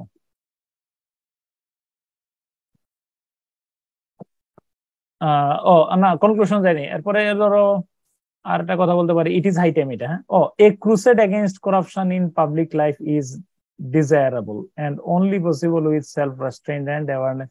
আচ্ছা বলো এ ক্রুসেড, এটা ক্রুসেড কিসের বিরুদ্ধে চালাইতে পারি আমরা, বলো তো? Negative effect sir. নেগেটিভ, হ্যাঁ ধরো করাপশন, তারপরে কি বলো চাইল্ড লেবার, মানে ক্রুসেড মানে কি? ধর্মযুদ্ধ স্যার। মূলত ওই যে ক্রুসেড তো ওই যে জেরুজালেম দখল করার কারণে যে এটাই মূলত ক্রুসেড নামে পরিচিত, কিন্তু আমি বলেছি যে মানে এটা মানে এটার বিরুদ্ধে একটা মানে ইমানি যুদ্ধ। একটা কথা তোমার দ্বারা আমি সবসময় বলি এখানে, একটা বলতো নিশ্চয়ই নামাজ মানুষকে অশ্লীল এবং খারাপ কাজ থেকে বিরত রাখে, তাই না? কিন্তু আমার একটা প্রশ্ন তো দাও, মানুষ নামাজও করে, নামাজও পড়ে, কিন্তু যত খারাপ কাজ আছে সব খারাপ কাজ করে। মানে ধরো বলতেছে এই আমার ঘুষের টাকা দিয়ে দেন, তারপর আমি নামাজের জামাত শুরু হয়ে গেছে, অর্থাৎ সে জামাত মিস করে না কিন্তু ঘুষ নেয়। এমন ধরনের রেকর্ড বাংলাদেশে অ্যাভেলেবেল। কারণটা কি বলো? নো, তুমি আন্দাজ ব্যাখ্যা দিও না। এখানে কি কোনো লেখা আছে যে আন্তরিক ভাবে নামাজ না পড়লে, নামাজ পড়লে নামাজ অশ্লীল ভাবে? এটা তো আন্তরিক শব্দ, নিশ্চয়ই নামাজ লেখা আছে, তুমি বানাই কথা বললে হবে? আমি এটা মানি না। যখন নামাজের মধ্যে আধ্যাত্মিকতা থাকে, মানে সে যদি আল্লাহকে পাওয়ার জন্য নামাজ পড়ে তাহলে সে ঠিকই। আমি মানি না, এখানে সালাত হবে স্যার, নামাজ হবে না। যাই হোক, আমি যেটা বলতেছি নিশ্চয়ই সালাত সে স্যার নিয়মিত পড়ে না, কন্টিনিউয়াস, এটা কন্টিনিউয়াস। যারা মানে রেগুলারই পড়ে একদম পুরো এখানে দাগ ফালাই ফেলছে এরকম আছে। নিশ্চয়ই নামাজ মানুষকে অশ্লীল এবং খারাপ কাজ থেকে বিরত রাখে, কিন্তু নামাজ আসলে বিরত রাখে না আমরা দেখি। কারণটা কি জানা থাকলে বলো, নিজে বানাই বললে হবে না। এটা তো নিয়ত একটা কথা আছে স্যার। নিয়ত তো সবারই আছে, নিয়ত না হয়তো আপনি বলেন স্যার। ইমাম গাজ্জালির একটা বইয়ে লেখা আছে, প্রকৃত নামাজ হলে পরে স্যার অবশ্যই খারাপ কাজ থেকে বিরত থাকবে। তোমারে কি আসলে রিয়েল নামাজ কি বলছে বলে নাই তো এখানে, শুধু ইন্না সলাত তানা সলাত, তুমি বিশেষণ লাগাচ্ছ কেন? ওইখানে বলছে নিশ্চয়ই নামাজ, নিশ্চয়ই সালাত, ইন্না সলাতা। মুনাফিক টুনাফিক কোনো কিছুই তো বলা হয় নাই। ইন্না সালাতা তানহা আনিল ফাহশাই ওয়াল মুনকার বলছে ফ্রেশ সালাত, মানুষকে অশ্লীল এবং খারাপ কাজ থেকে বিরত রাখে। ইমাম গাজ্জালির একটা বই আছে, বইটার নাম হলো কিমিয়ে সাআদাত। তোমরা খাতা কলম দিয়ে রেখে রেখে আমি একটা বাক্য লিখে দেবো তোমার। সেখানে বলছেন যে শোনো, নামাজের জন্য কতগুলা আরকান এবং আহকাম আছে। আরকান এবং আহকাম, আরকান আর আহকাম কি? আরকানটা হলো ওই যেমন ধরো ভিতরেরটা স্যার, ভিতরে যে ফরজগুলো হলো আরকান। যেমন হ্যাঁ আহকাম আছে কিছু, যেমন কি জায়গা পাক, তারপর কি বলতো জায়গা পাক, তারপর হচ্ছে কি কাপড় পাক, যে কিবলামুখী হওয়া, এইসব। মনোযোগ দিয়ে শুনুন, এটা আমি বলে দিতেছি।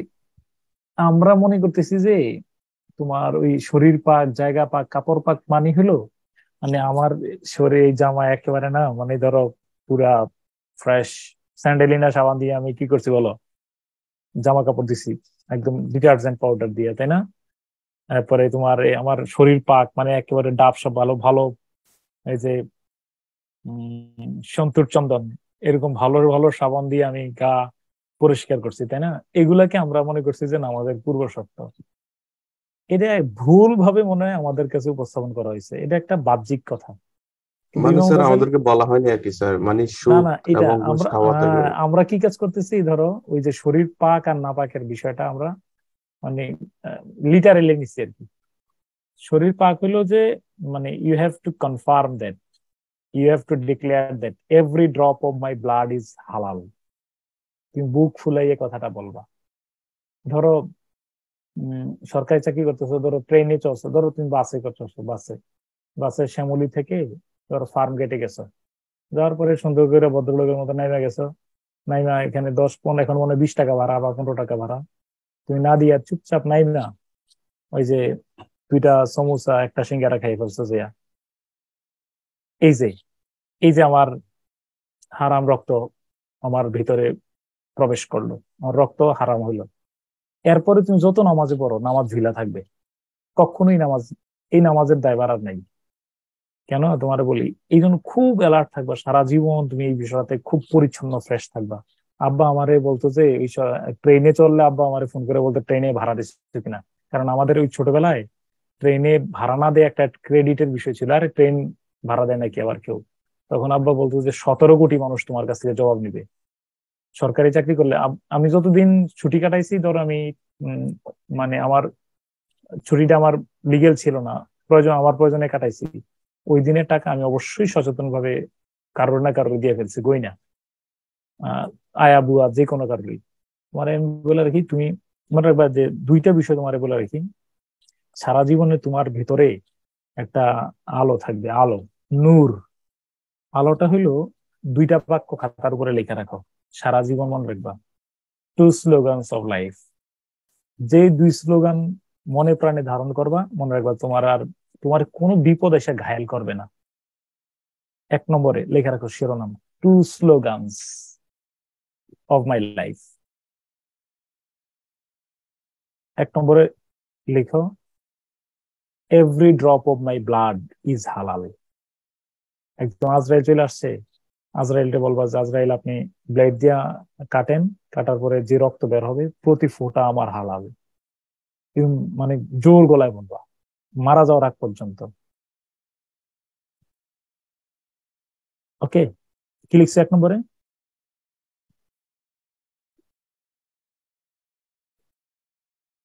Every drop of my blood is halal. Second, 2 নম্বরে লেখা রাখো, আই হ্যাভ নো স্ক্যান্ডাল।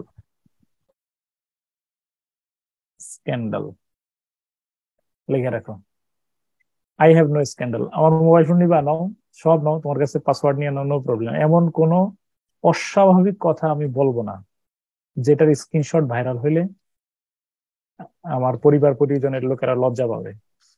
এটা স্যার খুব ইম্পর্টেন্ট, মানে ইম্পর্টেন্ট, ভেরি ভেরি ইম্পর্টেন্ট। মনে রাখবা, তোমার চেয়ে মেয়ে বন্ধুর সংখ্যা আমার অবশ্যই একজন হলে বেশি আছে, শিওর, প্রচুর আছে। কিন্তু আমি তাদের সাথে অনেক ফ্রি, তুই অনেক জোকস করি, কিন্তু আই হ্যাভ এ লিমিটেশন।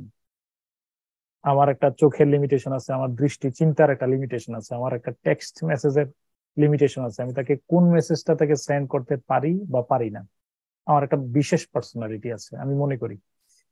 তুমি এই 2টা বিষয় ধারণ করলে দেখবা যে তুমি ভয় পেও না। তোমার নাম জিজ্ঞেস করো, তুমি তোমার নাম কি, কোন জায়গায় থাকো, আমি বললাম যে আসো আমার দারুসালাম টাওয়ারে আমার বাসা, লিফটে 9 ওইটা দেবে, নো প্রবলেম, ভয়ের কারণ নেই। এই 2 বিষয় তুমি সারা জীবন স্বচ্ছ থাকবা। কেন একটু বলে রাখি যে মোহাম্মদ সাল্লাম একটা আছে যে মানে এই যে হালাল হারামের বিষয়টা তো ভাইটাল, 2টা বিষয় ভাইটাল।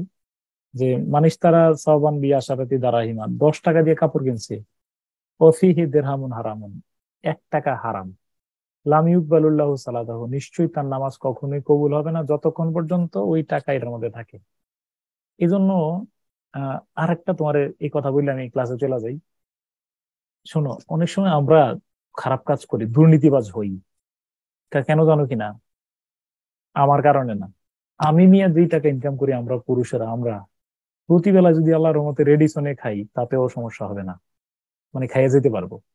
কিন্তু আমি দুর্নীতি যদি করে থাকি আমার নিজের খাওয়ানোর জন্য না, অন্য কারুর চোখের ক্ষুধা বা অন্য কাউকে পরিতৃপ্ত করার জন্য আমি দুর্নীতিটা করব, কিন্তু আলটিমেটলি ভুগতে হবে আমাকে। তোমরা যদি মহারিষি বাল্মীকির গল্পটা শোনো, রত্নাকর, দস্যু রত্নাকর যখন মানে ডাকাতি করতেন, কিন্তু শেষ পর্যন্ত বারবার ডাকাতি করতেছেন, একবার একটারে ধরছে, একজনকে ধইরা বলতেছে সব নিয়ে যাচ্ছে, তখন ওই লোক বললো যে ভাই তুমি যে আমার সব মালামাল নিয়ে যাচ্ছ, তোমার এই পাপের দায়ভার কে নেবে? বলছে আমার বাবা নেবে, মা নেবে, ছেলে নেবে, ওয়াইফ নেবে। বাবা একটু সময় দাও। ওটা কই যেখানে আমি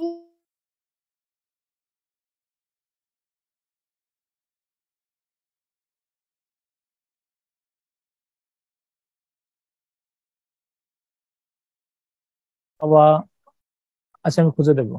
তারপরে ও এরপরে বললো যে এরপরে উনারে বাইরে কোথায় আসলেন, বাবার জিজ্ঞেস করলেন, মার জিজ্ঞেস করলেন, সন্তান, ওয়াইফ। বললো যে আমি যে এই ডাকাতি করে এনে খাওয়াই, দায়ভার কে নেবে? বললো যে তুমি নিবা, তোমার পাপের দায়ভার আমরা নেবো নাকি? খাওয়াই বা খাইতে পারবো কিন্তু পাপের দায়ভার নেব না। তখন তিনি মহারিষি বাল্মীকি হলেন। তো ওই মনে রেখো যে সুদ ঘুষ আমরা পুরুষরা, আমরা যারা চাকরি টাকরি করবো, আমার উপর লুণ্ঠন করে দেখবে যে সবাই ভালো থাকবে, কিন্তু আলটিমেটলি ভোগান্তির দুর্ভোগ আমাকেই পোহাতে হবে।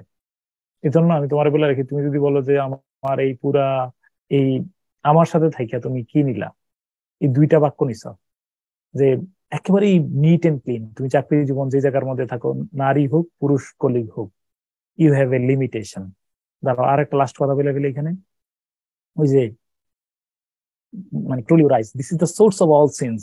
মনে রাখবা, পৃথিবীর সকল পাপ আমাদের চোখ দিয়ে শুরু হয়, দৃষ্টি থেকে। এই জন্য কিন্তু কোরআন শরীফে বলা হয়েছে যে তোমার ইয়া গুদ্দু মিন আবসারিহিম, এত অঙ্গ প্রত্যঙ্গ থাকতে চোখের ব্যাপারে সাবধান করার কারণ হলো যে চোখ দিয়ে কিন্তু এই যে আমি দুর্নীতিবাজ হচ্ছি, খারাপ কাজ করছি, আমি যদি অন্ধ থাকতাম তাহলে ওই কাজগুলা করতাম না। মনে রাখবা যে আমার শখ, এই যে নেশা লাগিল রে, তো এই নেশার সব অস্ত্র হইলো এই চোখ। আমার চোখ ছিল বিদায়, এই জন্য আল্লাহ বলতেছে চোখ। আমার মনে করছে মেয়ে মানুষ থাকলে, মেয়ে মানুষ দেখলে শুধু চোখ বন্ধ করে রাখবো, এটার কথা বলা হয়নি আসলে। মানে শুধু এটার নিগুড় তত্ত্ব হলো যে যত জাগতিক লোভ মোহ আছে এগুলা থেকে নিজের চোখকে আগে হেফাজত করা। তাহলে এবার আমি তোমার 2টা লাইন বলছি, আমি আবার পড়ায় চলে যাই। 2টা লাইন কি বলছি একটু বলো তো। একটা স্যার ব্লাডটা হালাল হওয়া, আর একটা হচ্ছে স্ক্যান্ডাল থেকে দূরে থাকা। খুব খুব খাতার উপরে লেখা রাখবা, সারা জীবন ঘোষণা দিবা, প্রতিবার কনফিডেন্টলি বলবা, ফেসবুক স্ট্যাটাস দিবা, দেখবে যে অনেকে সাহস করে দিতে পারবো না, কারণ কয়েকজন ব্যাড কমেন্ট করে বলবো যে কি কও তুমি না আমার লাগে এই সমস্ত কাজ করছো। তো স্যার এরকম কাজ হয়তো করেই ফেললাম স্যার, এটার জন্য অনুতপ্ত হওয়ার জন্য কি করতে পারি? সুযোগ আছে, পরিশোধ করে দিবা সমান। যার কাছে করছো খারাপ কাজ করলে ওর কাছে মাফ স্যার ব্যাপার হইতে যে আপনি বললেন স্যার শ্যামলী থেকে নিউ মার্কেট গেলাম যে 20 টাকা ভাড়া দিলাম না, ওকে তো পাবো না, কিন্তু পরে অনুতপ্ত হচ্ছি, তাহলে আরো 50 টাকা মানুষে খাওয়াই দিবা, খাওয়াই দিলে হয়ে যাবে। মানুষের খাওয়াই দিবা, মানুষের বিপদে সাহায্য করবা। স্যার এই যে ঋণের ব্যাপারটা যে অনেকদিন আগে ছিল কিন্তু এখন টাকা পাচ্ছি না, দেওয়ার কোনো সুযোগ নাই, যদি না দিতে পারো কারোর দিয়ে দিও, ওর নামে তখন সাদাকা লেখা হবে, তোমার আর সব হবে না। তোমার সব তুমি পাইলে পাইতে পারো, কিন্তু বলবা যে আল্লাহ ওরে, মানে ওর ওর ওর সাদাকা এটা, হ্যাঁ, তখন আদায় হয়ে যায়, জানো। স্যার এই যে ছুটি মেডিকেল লিভ দিব, আমি তো অসুস্থ না কিন্তু মেডিকেল লিভ দিব, এটা কি ঠিক? চুরি তো আমরা শিখাই, এটা কি করবা, এটা তোমার বাস্তবতা। কারণ তোমারও নিয়ত নিয়ত ইন্নামাল আমালু বিন্নিয়াত, আমি বলে রাখি, তুমি একটু মহৎ কিছু করার জন্য ইয়ে করতেছো। আমি জানি কিছু তো আমরা ফাঁকিবাজি 2 নাম্বারই তো করি, কিন্তু এরপরে এমন একটা কাজ করো যাতে তুমি পুষাই দিতে পারো। যেমন তুমি এক্সট্রা কিছু টাইম স্টুডেন্টদেরকে প্রোভাইড করবা, এক্সট্রা কিছু সার্ভিস তুমি দিবা, ওদেরকে বাড়ি বাড়ি যে তুমি মানে গাইডলাইন দিয়ে আসবা, মানে এমন কিছু কাজ করো যেন তোমার ওই পাপগুলা, যে অপরাধগুলা করছো সেগুলো যেন সমান হয়। ওকে, হ্যাঁ। আর এটা তো বেশি দিনের না, অল্প কয়েক মাসের জন্য এই ফাঁকিবাজি করতে বলি আর কি। আচ্ছা, তারপরে হলো Oh, it is true that complete solution of child labor achievement in food security may not be possible. এটাকে পরিপূর্ণভাবে নির্মূল করা হয়তো সম্ভব না। একেবারে বাংলাদেশ দুর্নীতিমুক্ত দেশ, এটা শুনতে তো খারাপ লাগে। আমরা বলি কি দুর্নীতি করেন, রয়েছে করেন, একেবারে সব খাইয়ে ফেলেন না, আমারও দেন, আপনারও একটু নেন, এই যে ঠিক আছে। বাট উই বাই, হ্যাঁ এগুলো কনক্লুডিং লাইন। এই যে বাট উই বাই, এই যে হয়তো একেবারে ধরো আমি কি বল, তুমি কি চাও, তুমি মনে করো যে the achievement in digital technology, the total achievement in digital technology, এটা কি খুব বাংলাদেশে চাইলে হয়ে যাবে? May not be possible. হ্যাঁ, বাংলাদেশ একেবারে ডেঙ্গু মুক্ত দেশ, এটাকে বলা কি সহজ না। But we by adopting necessary initiatives can bring it under control অথবা কন্টিনিউ ইটস প্রোগ্রেস। আমরা কিছু প্রয়োজনীয় পদক্ষেপ গ্রহণের মাধ্যমে এটাকে এর অগ্রযাত্রা অব্যাহত রাখতে পারি অথবা এটাকে দমন করে রাখতে পারি। The mental and emotional development at the individual level can ensure a good.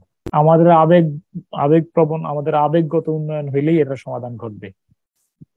If the people of this country start thinking differently, দেশের মানুষ যদি ভিন্নভাবে চিন্তা করতে শুরু থাকে তাহলে এটা অবশ্যই ইমপ্রুভ হবে।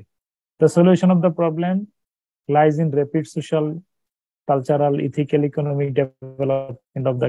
এটার উন্নতি ঘটলে দেশ এমনি উন্নতি ঘটবে, এটার সমাধান ঘটলে এটাও দেশ সমাধান হবে, এরকম আর কি। হ্যাঁ, সর্বশেষ কথাটা এটা লিখে দিতে পারো, if we want to build Bangabandhu's golden Bengal in the style of Mahathir Mohamad's modern Malaysia and make the Vision 2020-2041 a reality, we have to continue our unequivocal, মানে দ্ব্যর্থহীন efforts to make these issues success।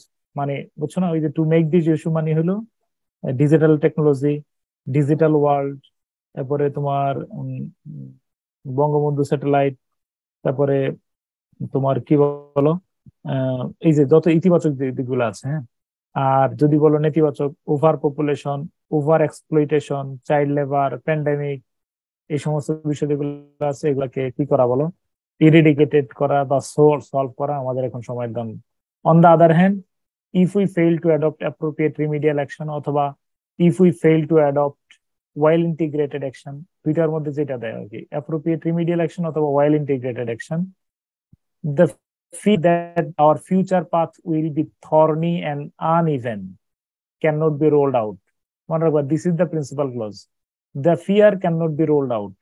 আমরা ভয়কে উড়িয়ে দিতে পারি না। কোন ভয়? যে আমাদের ভবিষ্যৎ পথ অমলিন এবং কি বলো কণ্টকাকীর্ণ হয়ে উঠবে, এই ভয়, এই আশঙ্কা আমরা উড়িয়ে দিতে পারি না। অর্থাৎ মনে রাখবা, যদি আমরা digital technology, digital world for learning এর ব্যাপারে আমরা সফল না হই, তাহলে আমাদের ভবিষ্যৎ পথ যে অমসৃণ হবে, বুঝছো, অমসৃণ হবে, তারপরে কি এবং কণ্টকাকীর্ণ হবে, এই আশঙ্কা আমরা উড়িয়ে দিতে পারি না। আমরা যদি কোভিড-19 প্যান্ডেমিকের ব্যাপারে কোনো রিমিডিয়াল অ্যাকশন গুলো না নিতে থাকি, তাহলে আমাদের ভবিষ্যৎ পথ যে অমসৃণ এবং কণ্টকাকীর্ণ হবে। সুন্দর একটা বাক্য। যদি আমরা প্রয়োজনীয় পদক্ষেপ না নেই অথবা সমন্বিত উদ্যোগ না নেই এই বিষয়টাকে সলভ করার জন্য অথবা উন্নতি করার জন্য, তাহলে আমাদের ভবিষ্যৎ পথ যে থর্নি এবং অসমতল, আনইভেন হয়ে উঠবে, সেই আশঙ্কাকে উড়িয়ে দেয়া যায় না। এই আমার কথা বুঝছো কিনা তোমরা? এই বাক্যগুলো নিয়ে নিও। আমি রাতের মধ্যে চেষ্টা করবো আরো কয়েকটা বাক্য অ্যাড করার জন্য। আর এখানে আরো কিছু তোমার একটা ফ্রি শিট দিয়ে দেবো। এমপ্লিফিকেশন, মানে বাংলাদেশ ব্যাংকে এমপ্লিফিকেশন আসে, এমপ্লিফিকেশনের এই শিটটা দিয়ে দেবো। একটা বাক্য, এই বাক্যগুলো পড়লেই তুমি এমপ্লিফিকেশন লিখে ফেলতে পারবা। আর লেটারের একটা কমন প্যাটার্ন দিয়ে দিলাম, পার্সোনাল লেটার। হ্যাঁ, পার্সোনাল লেটার। ওকে, হ্যাঁ, আর কিছু কথা আছে? আচ্ছা, আপনার লাস্ট দুইটা ক্লাস এখন পুরাতন ব্যাচের স্টুডেন্ট অনেকেই পাই নাই, নাজুম ভাই রিকোয়েস্ট করেছিলাম, আমি আজকে বলে দেবো। হ্যাঁ, আর ঠিক আছে স্যার। স্যার সামনের 5 বছর আমাদের করণীয় কি সামনের 5 বছরে করণীয় হলো একটা বিষয়, যেমন ধরো এই যেমন ধরো দুইটা বিষয় আজকে ক্লাসে বললাম। সামনের 5 বছরে, আচ্ছা এটা তো এখন রিটার্ন পরীক্ষা নিতেছো, আমি পয়েন্ট আকারে লিখে রাখছি অলরেডি। এই কয়েকদিনের মধ্যে ক্যাডার হইলে যেগুলো যেগুলো করবো আমি অলরেডি পয়েন্ট আউট করছি। তবে এর মধ্যে একটু বইলা রাখতেই চাই, যারা প্রযুক্তিতে আনারি, দুনিয়ার কোথাও তোমার মানে তোমার জায়গাটাকে পোক্ত করতে পারবে না। এটা আমি একেবারে কনফিডেন্টলি বলতে পারতেছি। তুমি যদি ধরো এটা অনেক কথা, আগামী 5 বছর কি করবে এটা আমার এটা আলাদা একটা দিন নিয়ে কথা বলতে হবে। এর মধ্যে বলে রাখি, হতাশ হইও না। The career is always open to the talents. মানে আল্লাহ সবসময় বিশ্বাস করবাই, আল্লাহ খাইরুর রাজিকিন, মানে আল্লাহ অবশ্যই তোমার একটা ব্যবস্থা করে রাখছেন। যদি এদিকে ওদিকে না হয়, তোমার সম্ভাবনা গুলা খোঁজ করবা। অফুরন্ত সম্ভাবনা আমাদের কিন্তু আছে। এরপরে আমি চাইবো যে যদি একান্তই কিছু কিছু না হয়, তুমি আইএলস টাইএলস করা বিশেষত ওয়েস্টার্ন ইয়াগুলাতে ভালো ইউনিভার্সিটিতে একটা এডমিশন নেওয়ার জন্য মনে রাখবো, এখানে আমি দেখছি মেধাকে মূল্যায়ন করা হয়, অবশ্যই করা হয়। মেধাবী মানুষকে মূল্যায়ন করাই হয়। অতএব তুমি যদি নিজের উপর আস্থাশীল থাকো, কিছু কৌশল অবলম্বন করো, ধরো ওই দিক দিয়ে সফল হইলেই না, ধরো আল্লাহ ধরো রাখে নাই কপালে, কিন্তু you have lot of opportunity গুলা খুঁজে বের করো। কিন্তু বাংলাদেশে অপরচুনিটি খুঁজে বের করা অনেক কঠিন আমার কাছে মনে হয়। আমি বিকল্প কিছু অপশন বলবো, ওই অপশন গুলো তুমি তালাশ করো, দেখে আরো সামনে একেবারে যদি বিধ্বস্ত হয়ে যাও, যার সামনে কুলায় না, তখন তো আমার নাম্বার আছে, যোগাযোগ রেখো। আমি চাইবো যে ধরো ভালো কোন ইউনিভার্সিটি থেকে মাস্টার্স বা পিএইচডি করবা, সেই জন্য আইএলস একটা ভালো স্কোর রাখবে, এবং স্কোরটা কিভাবে তুলবা সেটা নিয়ে পরে কথা বলবো। ঠিক আছে ইনশাল্লাহ।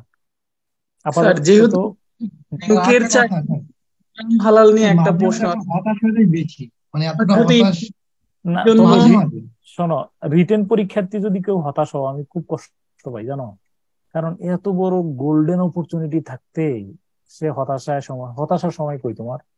আমি যে তোমরা অনেকেই ফোন রিসিভ করতে পারতেছি না, এই যে আজকে মানে এই দিনে খাওয়ার সময় পাইনি, এই যে সন্ধ্যার সময় তোমাদের ক্লাস নেওয়ার আগে এই দিনের প্রথম খাবার খাইলাম, তো এখন এত খাওয়ারই সময় পাইতেছি না, তুমি বলতেছো হতাশ হওয়ার সময় কি? লেখা রাখো, I have no time to be worried. উদ্বিগ্ন হওয়ার মতো কোনো সময় আমার হাতে নাই। Try to busy. আচ্ছা দাঁড়াও, একটু বলে রাখি, একবার আছে না, দাঁড়া এটা বুঝলা যাবো, একটু কথা বলি। আমি আছে না, ওই যে একবার বাবা কি দেখাবো,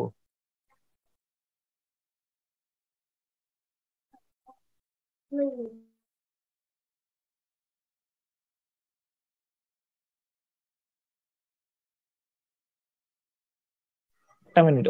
শোনো, একবার আছে না, যারা বলতেছে হতাশার জন্য একটু বলে রাখি, হেলাল উদ্দিন আহমেদ আছে না, ওই যে মানসিক রোগের একটা ইয়া, একবার আমি অনেক বছর আগে, ধরো 2009-10 সালের দিকে, multi religion study on multi religion কোন ভূতে ধরছে, আমি কিন্তু ধরো আমার একটা বিষয় বলে রাখি তোমার, ইসলাম আব্রাহামাটিক রিলিজিয়ান, শুনো, 5টা ধর্মের উপর আমার একটা স্পষ্ট ধারণা আমি অর্জন করছি। আব্রাহামাটিক রিলিজিয়ন মানে ইব্রাহিম আলাইহিস সালাম থেকে উদ্ভূত 3টা ধর্ম। এটা হলো জুডাইজম, ইহুদি, ঈসা আলাইহিস সালামের ক্রিশ্চিয়ানিটি, আর হলো মুহাম্মদ সাল্লাল্লাহু আলাইহি ওয়াসাল্লামের ইসলাম। তোমাকে না বুঝিয়েছি মুসা আলাইহিস সালামের কি? আচ্ছা বাবা, রাতে বুঝিয়ে দেবো। আচ্ছা, মুসা আলাইহিস সালামের হলো ইহুদি, জুডাইজম, এরপরে ঈসা আলাইহিস সালামের ক্রিশ্চিয়ান, বাবা রাতে বুঝাবো তোমাকে। হ্যাঁ, ঈসা, এই 3টা। আর আমাদের ইন্ডিয়ান সাবকন্টিনেন্টে হলো 2টা, কি কি, হিন্দুইজম আর কি বলো বুদ্ধিজম, এই 5টা মেজর। আর সাথে তো জরথুষ্ট্রবাদ প্রধান প্রধান প্রধান বাবা রাতে বলবো। তাহলে এটার উপরে একটা ধারণা নিতে গিয়া আমার ধরো আমি মোটামুটি সেমি এথিস্ট হয়ে গেছি আর কি, ধরো কোনো কিছুই আমার আর মাথায় ঢুকে না।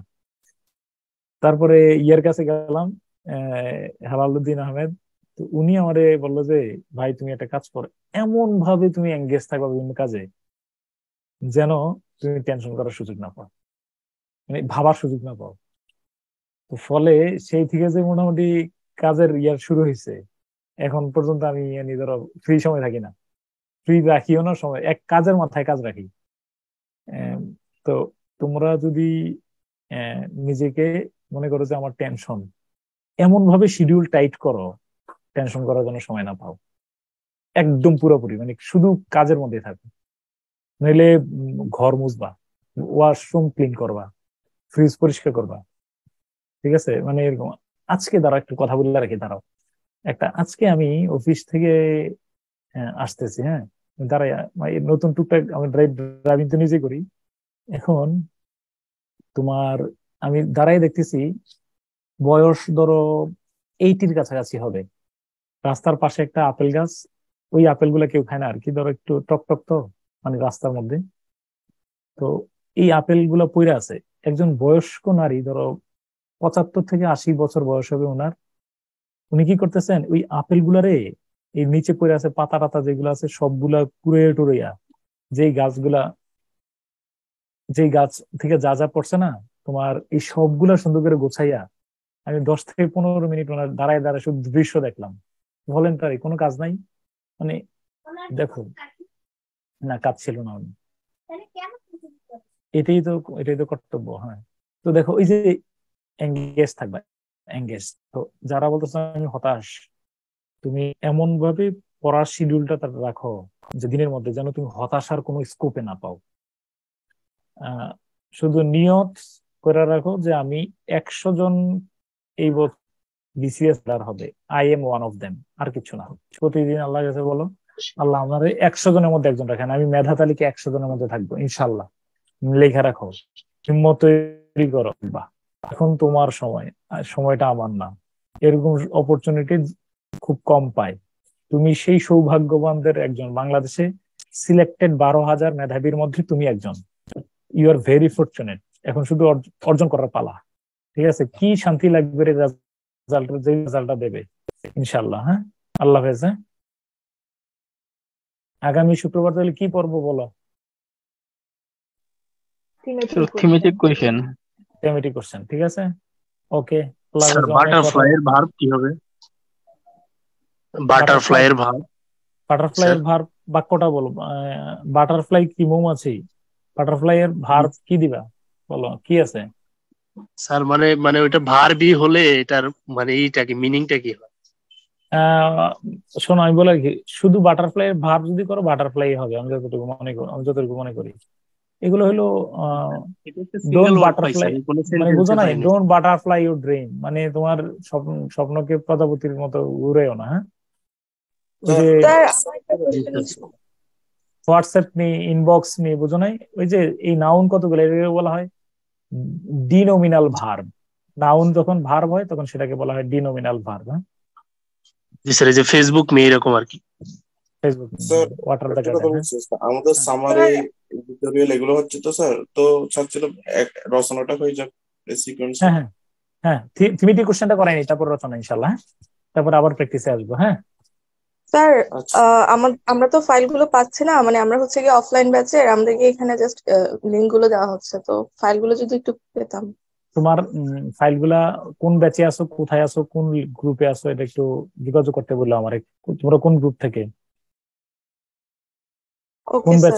কোন ব্যাচে কোথায় আছো, কোন অফলাইনে? আমি চট্টগ্রাম ব্যাচের অফলাইন ক্লাস। ওই আমার সাথে যোগাযোগ করতে বললো, ইয়ারে কি বলে না, ইয়ার নামটা কি না? আচ্ছা ঠিক আছে স্যার, ওকে ইনশাআল্লাহ। হ্যাঁ, থ্যাংক ইউ স্যার। আল্লাহ হাফেজ। ম্যানেজারে বলে আমার নক করতে, তো আল্লাহ হাফেজ। স্যার একটা কথা ছিল। আসসালামু আলাইকুম স্যার। স্যার বলছে যে রিট্রান্সলেশনের ক্লাস বা আগের ক্লাসগুলো একটু দিয়ে দিতে, শুধু 2টা ক্লাস দেওয়া হয়েছে তো, ওটা শুধু ট্রান্সলেশনেরই আসছে, রিট্রান্সলেশন না দিলে আমাদের প্যাসেজ গুলো পড়তে গুলো একটু প্রবলেম হচ্ছে। ওই যে রেকর্ডিং গুলা, তাই না? জি স্যার, রেকর্ডিং গুলো না দিলে, হ্যাঁ আগের ক্লাসগুলো আপনি পরে নিয়েন, কিন্তু আচ্ছা ঠিক আছে, আমরা আমি বলবো। নতুন তো প্রবলেম আচ্ছা হচ্ছে। ঠিক আছে ইনশাআল্লাহ। হ্যাঁ, আচ্ছা, আল্লাহ হাফেজ, আসসালামু আলাইকুম। জি স্যার।